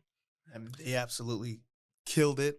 You know what I mean? Just going to see it in person and taking photos. Awesome. It's just like inspiring. It's like, how does that come out of, you know, somebody? It just looks absolutely incredible. And the fact that it's like right here in the backyard, you know, you don't, because of the hard work y'all do, you know, you were able to, you know, here as, you know, as a community, we're able to like get to see that in person and enjoy it. I mean, it's awesome.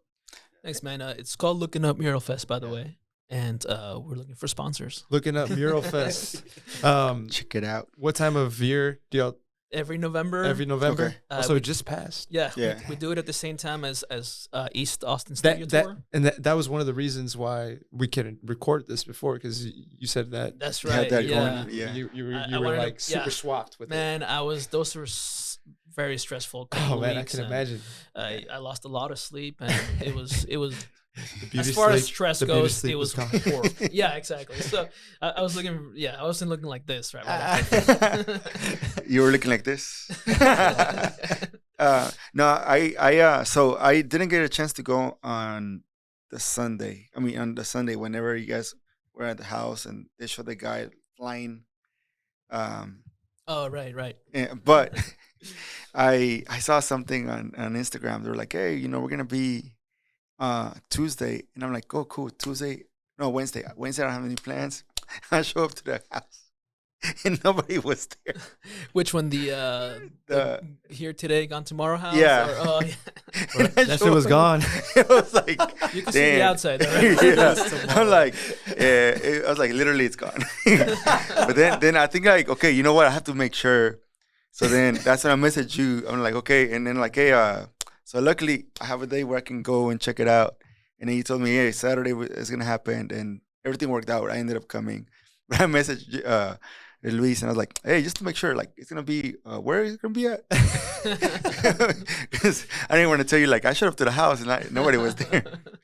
But no, it's and then oh, nice, but it's pretty cool because you also had Easy Compadre playing on Saturday. Oh man, That's killed it. It was cool because Easy Compadre was literally like in the middle of the room, and they were playing, performing, and people were around it. And there's all this cool art, so that's pretty badass. Oh yeah. Yeah, what I love about the studio is that we're very organic and loose and kind of go with the flow and try to always do something different. And for that opening with Easy Compadre, they were gonna play outside in their backyard, but it was very cold, and they just couldn't play out there. Their fingers would have gone numb. Yeah. So they asked me, what if we set up right in the middle of the gallery and people can just walk around us? And I just loved that idea. I was like, yes, do it.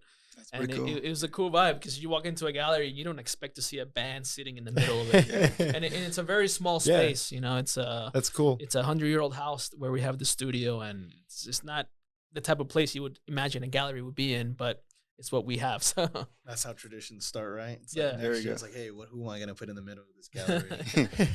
and then Joe, you had was it with the Metro? You had like one of your artworks that was displayed.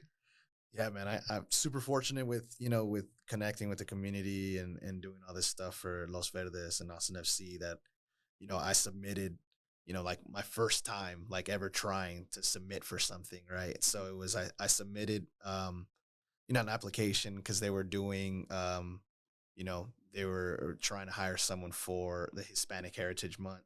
They want to do a bus trip. I've never worked on like large scale, and I was super intimidated, but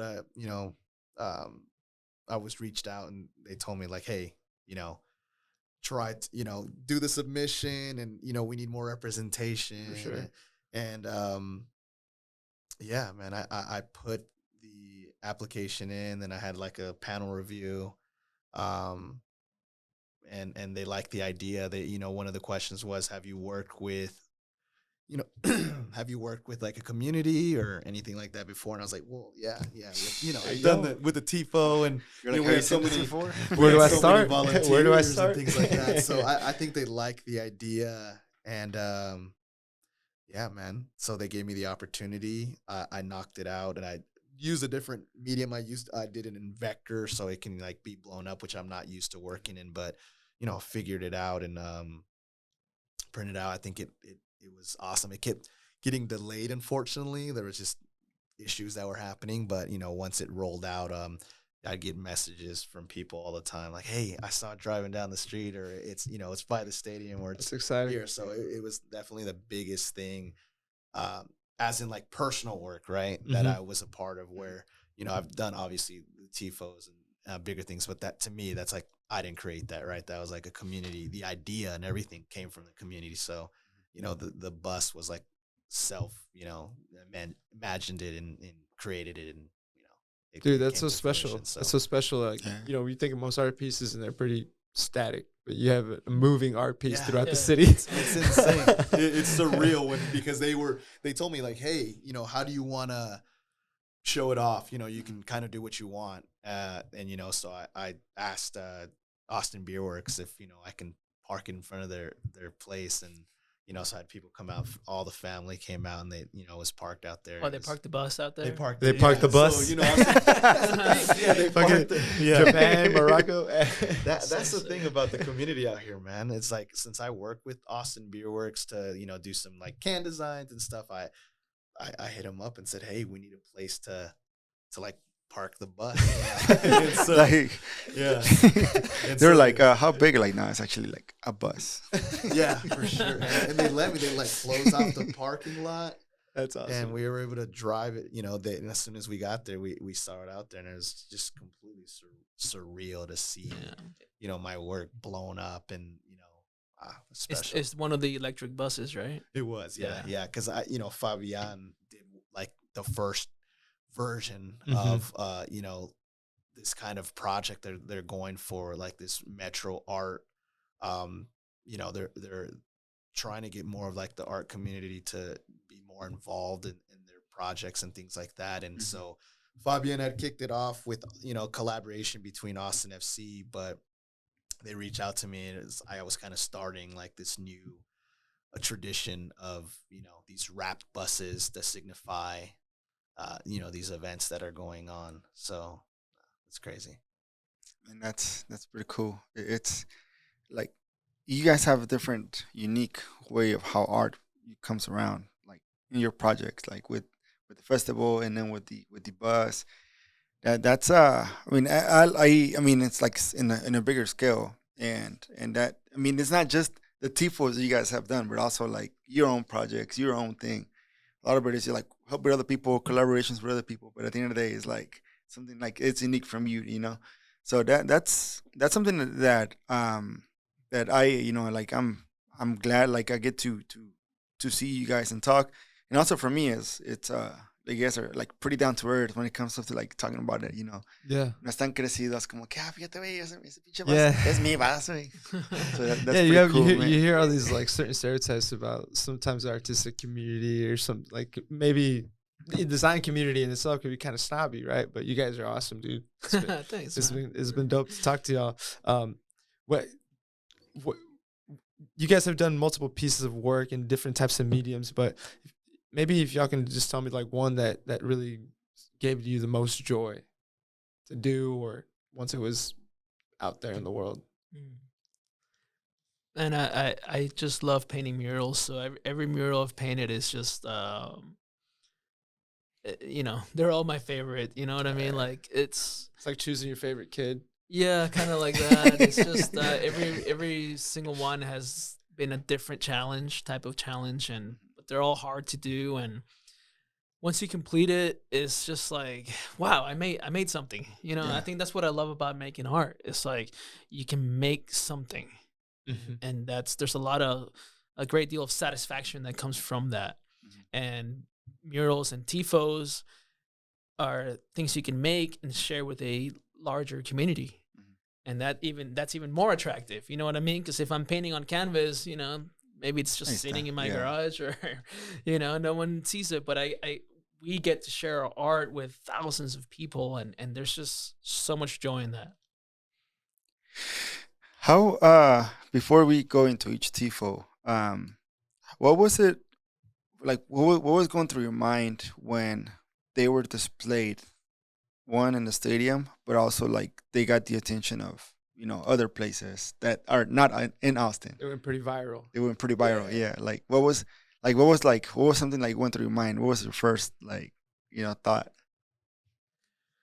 Yeah, like, you know, I had the privilege of you know, being asked to help out with the TIFO last year, the Selena TIFO. You know, so that's something that you know, I helped create with the community. But just seeing like news articles and stuff like that, like around the world, you know, posting that or talking about it was just absolutely crazy, right? Because it's just not something that I thought what would happen at this point in my life, right? So, you know, it was just really special because it was something that was created with, you know, by, I would say like 200 people, and just the idea how it came about, and you know, being able to design it, and then, you know, having, you know, people like Luis like help me, because I had no experience on even like using the spray can or anything like that. So, you know, it was a huge learning process as well, and seeing how like these things can come together by, you know, gridding or using, you know, it's crazy. And to see like the finished product, and then to see, you know, news articles and things like that are around the world, you know, people are sending like, hey, look at, they're talking about this here, you know, it's just wild. So. Did you like whenever you went before you go to sleep, you'd be like just looking at the TIFO? thinking about it, and your mind went like, man, I didn't even know how to like spray paint it now. Like, it's there. Yeah, I mean, it's still a culmination of a ton of people doing a lot of the hard work. You know, like I said, I do a lot of stuff digitally, so it's kind of something that I drew digitally, and I needed a lot of help to kind of make it come to life. But then when you see it for like those, when we were practicing like the night before to see it go up for, you know, a couple minutes for the first time, you know, it's like, yeah, this is like kind of what I had in mind when I drew it down. And the fact that so many people were able to get together and to like bring it to life almost exactly how, you know, I drew it up is incredible. You know, I just like the effort and the hard work and, you know, the knowledge of people, you know, it's awesome. Yeah, these TIFOs are so big that when we're making them, we don't know exactly what they're going to look like. I mean, we can kind of get on a ladder and maybe get 10 feet above it and kind of see the whole thing, sort of. But you don't know if it's going to look good until it gets raised up on that practice night. Yeah. So we have like a little paper, right, that we print out and has like grids, and like we just hope it looks like this when it's all said and done. And luckily, I think, you know, from both of yours and the both that I've worked on, I mean, I think they look pretty dang close to what we've envisioned, which is just, you know, which is just incredible because a ton of people that have never even, you know, done even art, right, have come in and like helped out and, you know, did their part to bring this thing to life. So hasta la tía Fagundes entró. Yeah, that's pretty cool. Yeah. She was there, and I met her. Did you want to go into the TIFOs then? Yes. Yeah. So basically, like the reason why like I wanted to bring you guys, and then Rigo came to my podcast in June of last year when I didn't know anything about Los Verdes and La Murga. And he came and just talked more about it. And I think that was after the second game. And then I didn't know what a TIFO was until like, you know, like I saw it and I was asking him questions about it. And then he was talking about like how you were the artist. And he's like, you got to have Luis on your podcast one day. So I was like, dream come true. Yeah. But then I saw Joel's like TIFO like right afterwards. I was like, okay, now I got to have both of them on the podcast. So, no, but let's first go into the Legends TIFO. And that was the first one. It was right before the first game. So many stuff going on. It was pretty much Legends of Austin, basically. It was a Salamander, Willie Nelson, LBJ, I think. Barbara Jordan, Matthew McConaughey, Leslie was in there. Well, Stevie Ray Vaughan, an armadillo was in there somewhere. Yeah, there we go. Yeah, a bunch of different figures. So all those figures were essentially voted on or selected by Los Verdes, by the community. They made a list of everybody that should be on there, and I think I suggested Leslie. I don't remember. I added my own flair to it, and so I guess I'll start from the beginning with that one, right? So Rigo reaches out. Do you want to paint a TIFO? I don't know what a TIFO is. He explains it. And I said, hell yes. And I tell him, you know, not only we're going to paint a TIFO, we're going to paint the best damn TIFO ever painted. That was the goal, at least. And I asked him, how big can we go? And he told me, well, the biggest size you can go is 100 feet wide, 60 feet tall. I was like, all right, let's max it out. Damn, going all in. Let's just go all the way. Let's just blow this out of the water. Now, I've painted a lot of large murals, so I know how to work on a large scale, but I had never painted a TIFO, and I knew it would be very challenging, and there are a lot of question marks in my head that I had to figure out and kind of map in my head what techniques I was going to use to grid it, to draw it, to base coat it, to shade it. First challenge was that, well, first TIFOs, they're so big, you got to paint them on the floor. And in sections, too. You can't see the whole thing because we didn't have a warehouse big enough that could hold the entire TIFO in one piece. So that presented a huge challenge. Also, the fact that it's on the floor and you can't get far enough away from it to look at it and see how is it coming together. I knew that was going to be very hard. and also knowing that I couldn't paint it on my own, that we were gonna need the support of the entire Los Verdes, hundreds of volunteers that maybe a lot of them I knew wouldn't have experience painting. Mm-hmm. So okay, how do I map this out so that we can have an efficient and workflow, so that this TIFO can come together, right, and create something that will look good, because we could really. I knew there was a lot at stake, right? It's the first home opener, the first TIFO. We're going really big, so we're putting a lot on the line and a lot of pressure. It was I very stressful, but we just had a lot of meetings, coming up with ideas, and they would ask me, how are you gonna paint this? And some members suggested, how about we go smaller, or why don't we?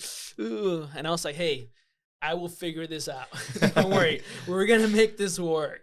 Back in my head, I'm like, shit, I better figure this out. But I just felt like we had to go big. Yeah. That was the inspiration. Like, let's go big. Let's just, and I think that's kind of the tone that Los Verdes and the club has really set for the team, right? Mm-hmm. I feel like in our second year, we've gotten this far.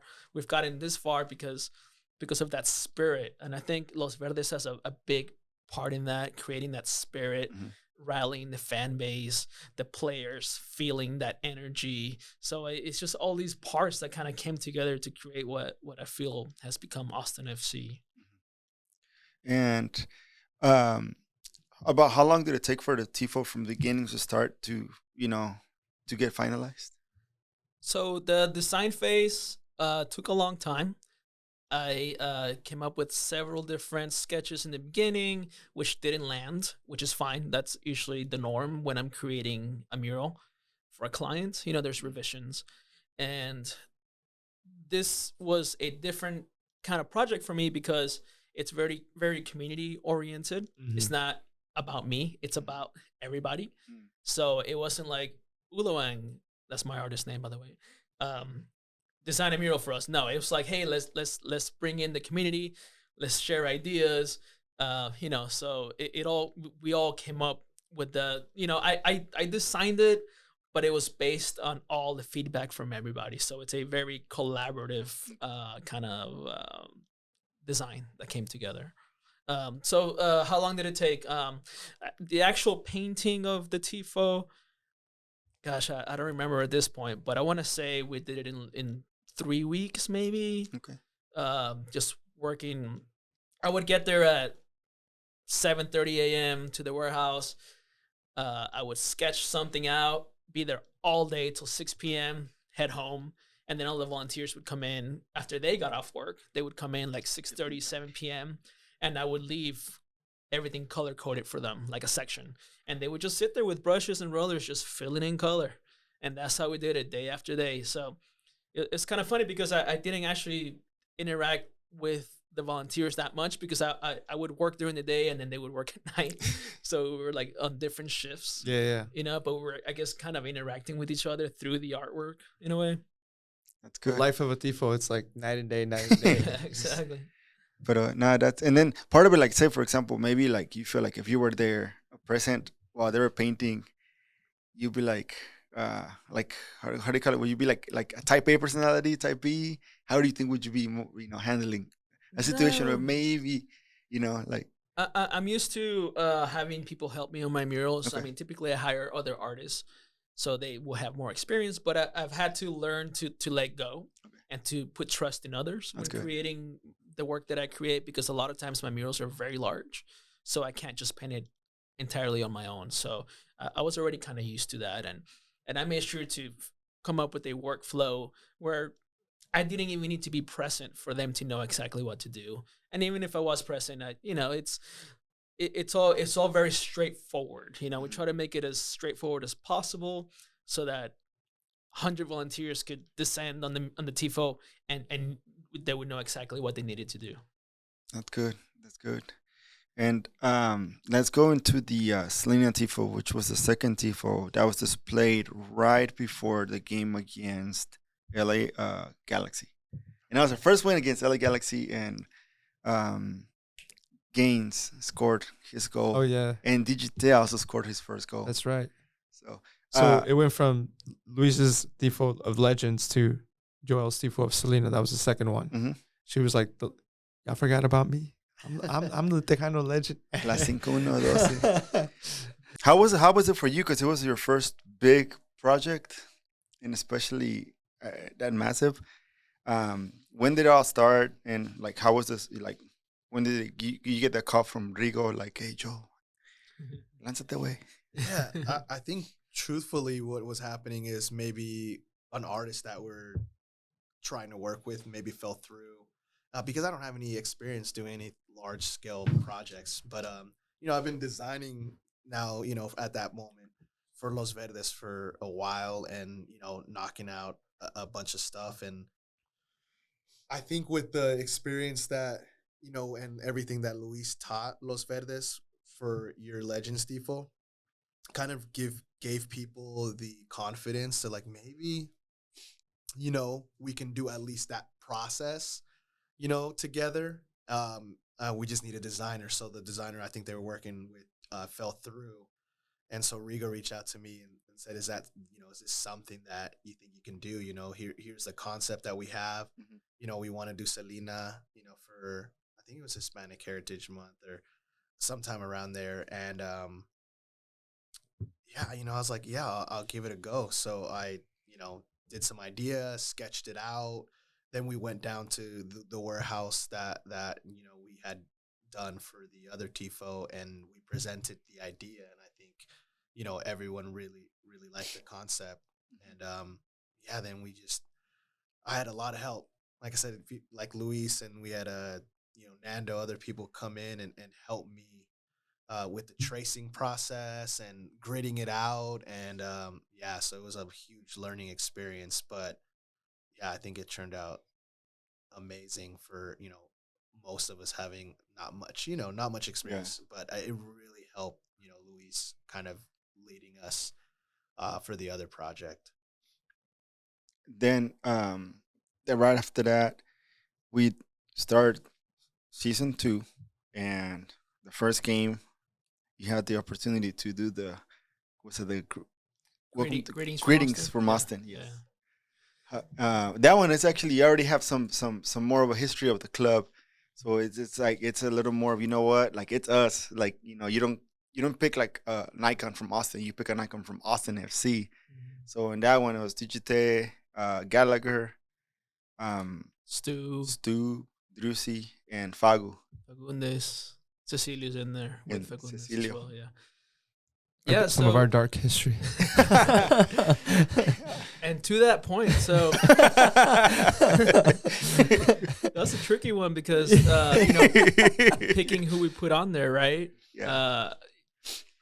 Well, first the idea came from Los Verdes once again. The concept was to take that iconic postcard, which is the Greeting from Austin's postcard, which is based on a mural that is on South First and Mary Street, somewhere around there. Mm-hmm. And to take that and repurpose it for this TIFO. The first thing I said to Los Verdes is I want to get first permission from the original designer of that postcard, of that mural, because just felt like the right thing to do, right? Mm-hmm. And we reached out and they said, yeah, absolutely, go for it. So then came the task of figuring out which players do we feature. So we picked those players that you just mentioned. But, it's at the beginning of our second season. So, in my head, I'm thinking, well, I hope these players do well this season because we're putting them on this massive TIFO, Or they don't get in trouble. Exactly. And then the other challenging part is that now I have to paint these players and I have to make the faces really look like them because, our players weren't that well known, especially at the beginning of the second season. So, the fans would be able to recognize them, but this TIFO is going to go, worldwide probably. So I want to make sure that the faces are recognizable so that the media can tell who the players are. Right, because then you have other cases where, like that famous bust of Ronaldo, Make sure you drop an image of that bus. Yeah. I'm about to. We have to drop an image of that. But no, this was not the case. You totally knocked out the park. So, Well, so artistically, it's just very stressful and challenging. You know, it's like it better look like them. And I think I did a pretty good job. The only one, Ring is on there too. Ring looks a little funny. I'm sorry. Alex. my bad, Ring. And somebody made a comment on that on one of the social media posts. It's like, what's up with Ring? But that was a lot of fun to paint. You know, we did the same technique as the first TIFO, and it came together really well.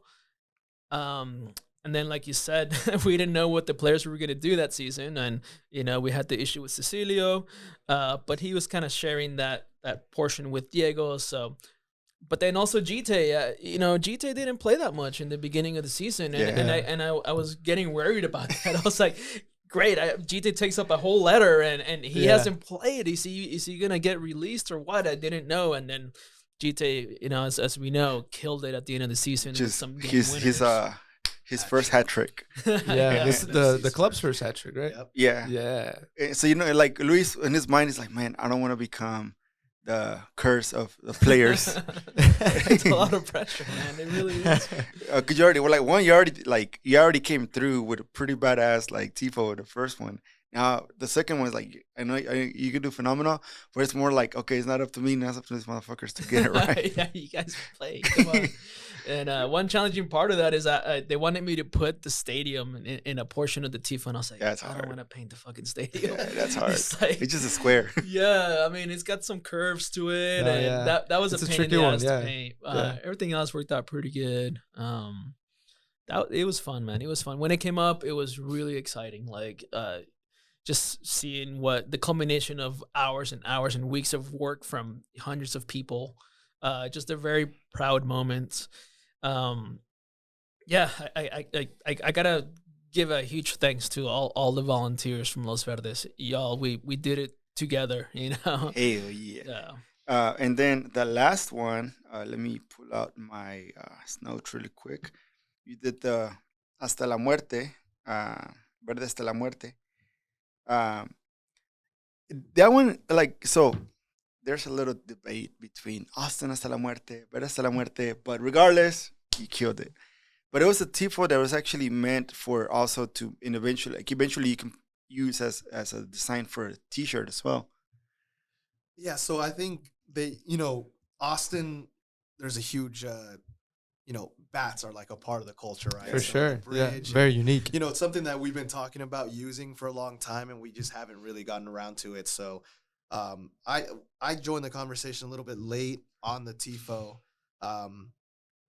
but they had come up with some concepts and things like that for having a bat over Congress Bridge, and I think the tagline was going to be, because we wanted to be like fierce. It's like, let's do something that's like ferocious and something, because it's going to be the first playoff game, and we want to like bring fear to the opposing team. Yeah. And so I think the tagline was like, "We feed at night," which sounds cool, but there's a really large chance that the game was going to be in the daytime.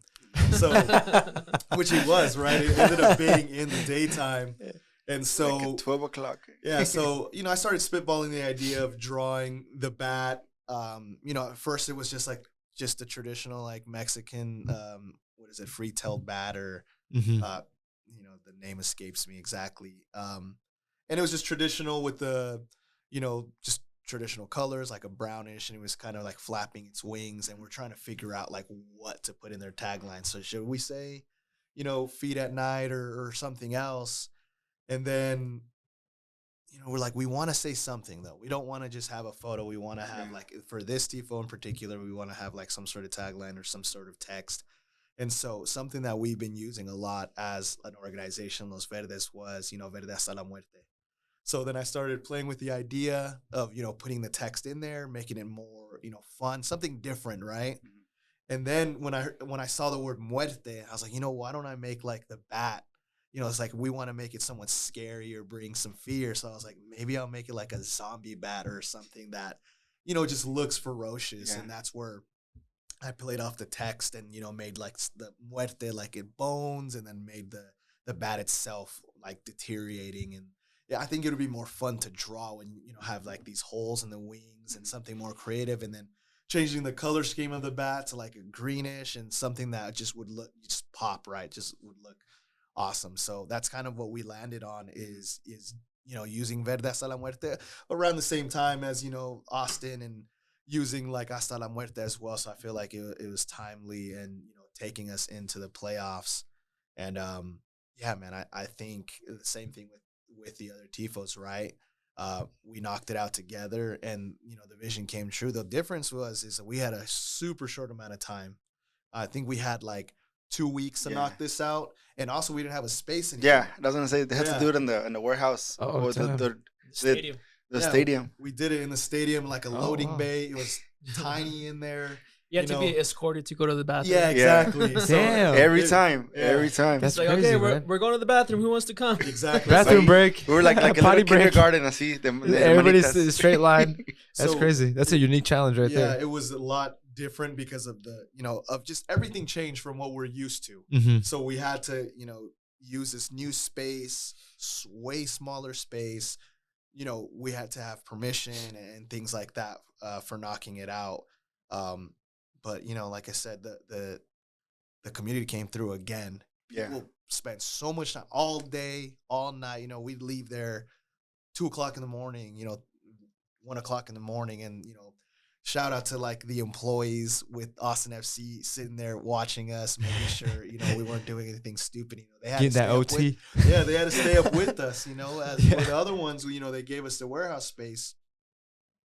And we were there just as late as we wanted to be, but there's no really supervision over the process. This one, you had to have employees sit there and wait for us to be done, period, which, that's tough. They're having a full day of work, and now they're up till, 1:00 and just sitting there. Just sitting there. Just sitting. I mean, some, they helped out too, but, for the most part, it's like making sure that we weren't doing anything we weren't supposed to. And then, it's playoffs, so, MLS is coming into town, and so there's a lot of challenges there on, hey, when can we practice?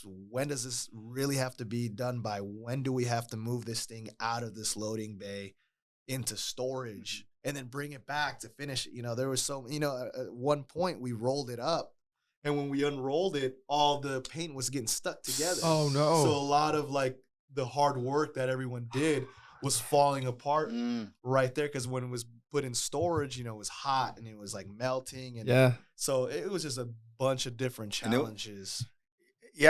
Like I saw like just on the channel, the TIFO channel is just everybody like, hey, we need people, we need volunteers. But then the good thing is like you get a saturation of people that want to come and help. You actually have to turn people out like down because like the space or there wasn't enough, for anyone to do. For everyone to do, but that's the better problem to have. But that's a better problem to have. The other way around. Yeah, these TIFOs are a huge production. I mean, it takes so many volunteers. We practice this. Once it's painted, we spend an entire night hoisting it up and down. It's a lot of work that goes into this. And what's amazing is that I've seen a lot of comments on different news sites or whatever, and people comment on our TIFOs, and they'll say, oh, I guess that's what, that's a nice printed TIFO or something like that. Yeah, I did see one. Or that's what you get. You got the haters out there. Yeah, our TIFOs are so damn good that people think we get them printed. And that is a huge compliment. For sure. And they think that the club pays for them, but no, this is all done by volunteers, grassroots, funded by the supporters group. It's an amazing undertaking, man. And I feel like it's some of the best TIFOs that are out there, man. We're really raising the bar, and I think there's still so much more we can do. No, it looks so damn good. Yeah. I'm not, not just us as like the designers of it, but the fact that like people with zero experience can come out and just work to the T, and when it goes up, it's like almost a spitting image, right? Like you said, like it's almost printed. It's absolutely extraordinary that they look so, good and so close to the, digital representation that we had. I mean, it's there's so much care and thought that goes into it all. I mean, you can see TIFOs from other teams, and you can see the difference. And not to hate, but hey, we should be proud of what we've created. Yeah, I think that's one thing. Like one thing that I also noticed is the day I went to go help paint, or hopefully not mess up the dark shade, like the shade of black. But I saw Luis, and Joe in the same room, and that's pretty badass. Like two of the designers of the TIFOs, like helping each other out.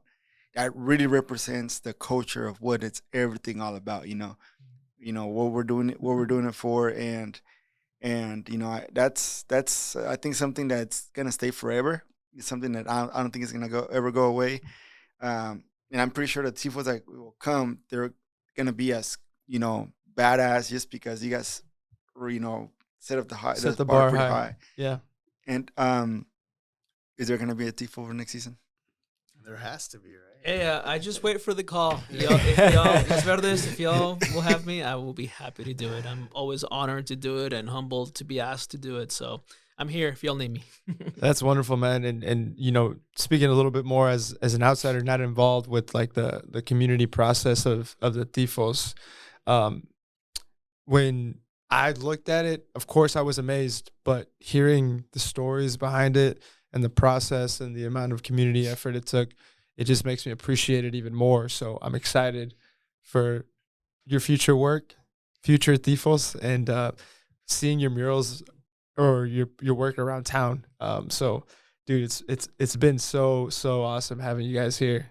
I can't say it from the bottom of my heart. I appreciate y'all. Thanks, man. Thanks for the invite. Man, thank you. It was like una barbacoa, slow cooked. When it comes out, it's the best. But not like the pig that your brother-in-law did. Hey, we like, once again, we appreciate you guys, and thank you for joining, for sharing your stories, for sharing about you, for being bornable, and also I wish you guys the best. I wish your projects, whatever you guys have in mind, that everything comes out great, because I know you guys put a good work, and man, I don't know what else to say, dude. Where can the beautiful people find your work and find you on socials? On Instagram, I'm at Uloang, Uloang. Also, my artist collective is Something Cool Studios on Instagram. Follow me, follow us, and see what we're up to. Joelverine on Instagram, and Abstract Alberto on Twitter. And thank you guys so much for having us, and here. And you guys are just as much as part of the community, than we are. You guys doing your own art thing, your own creative thing here, and like, we all work together. So for sure, man. Hell yeah. Us here at Otra, por favor, can be more proud of this community. And one of the early goals we gave ourselves this year was to use our platform to celebrate our culture, and you guys are our culture. And so, so yeah, without further ado, thank you for listening to Otra por favor. You can find us on Otra X favor at Instagram, Twitter, and continue to share and give us your feedback. We appreciate your time, and hasta la próxima. Se cuidan, se portan bien, y arriba el América. Huevos.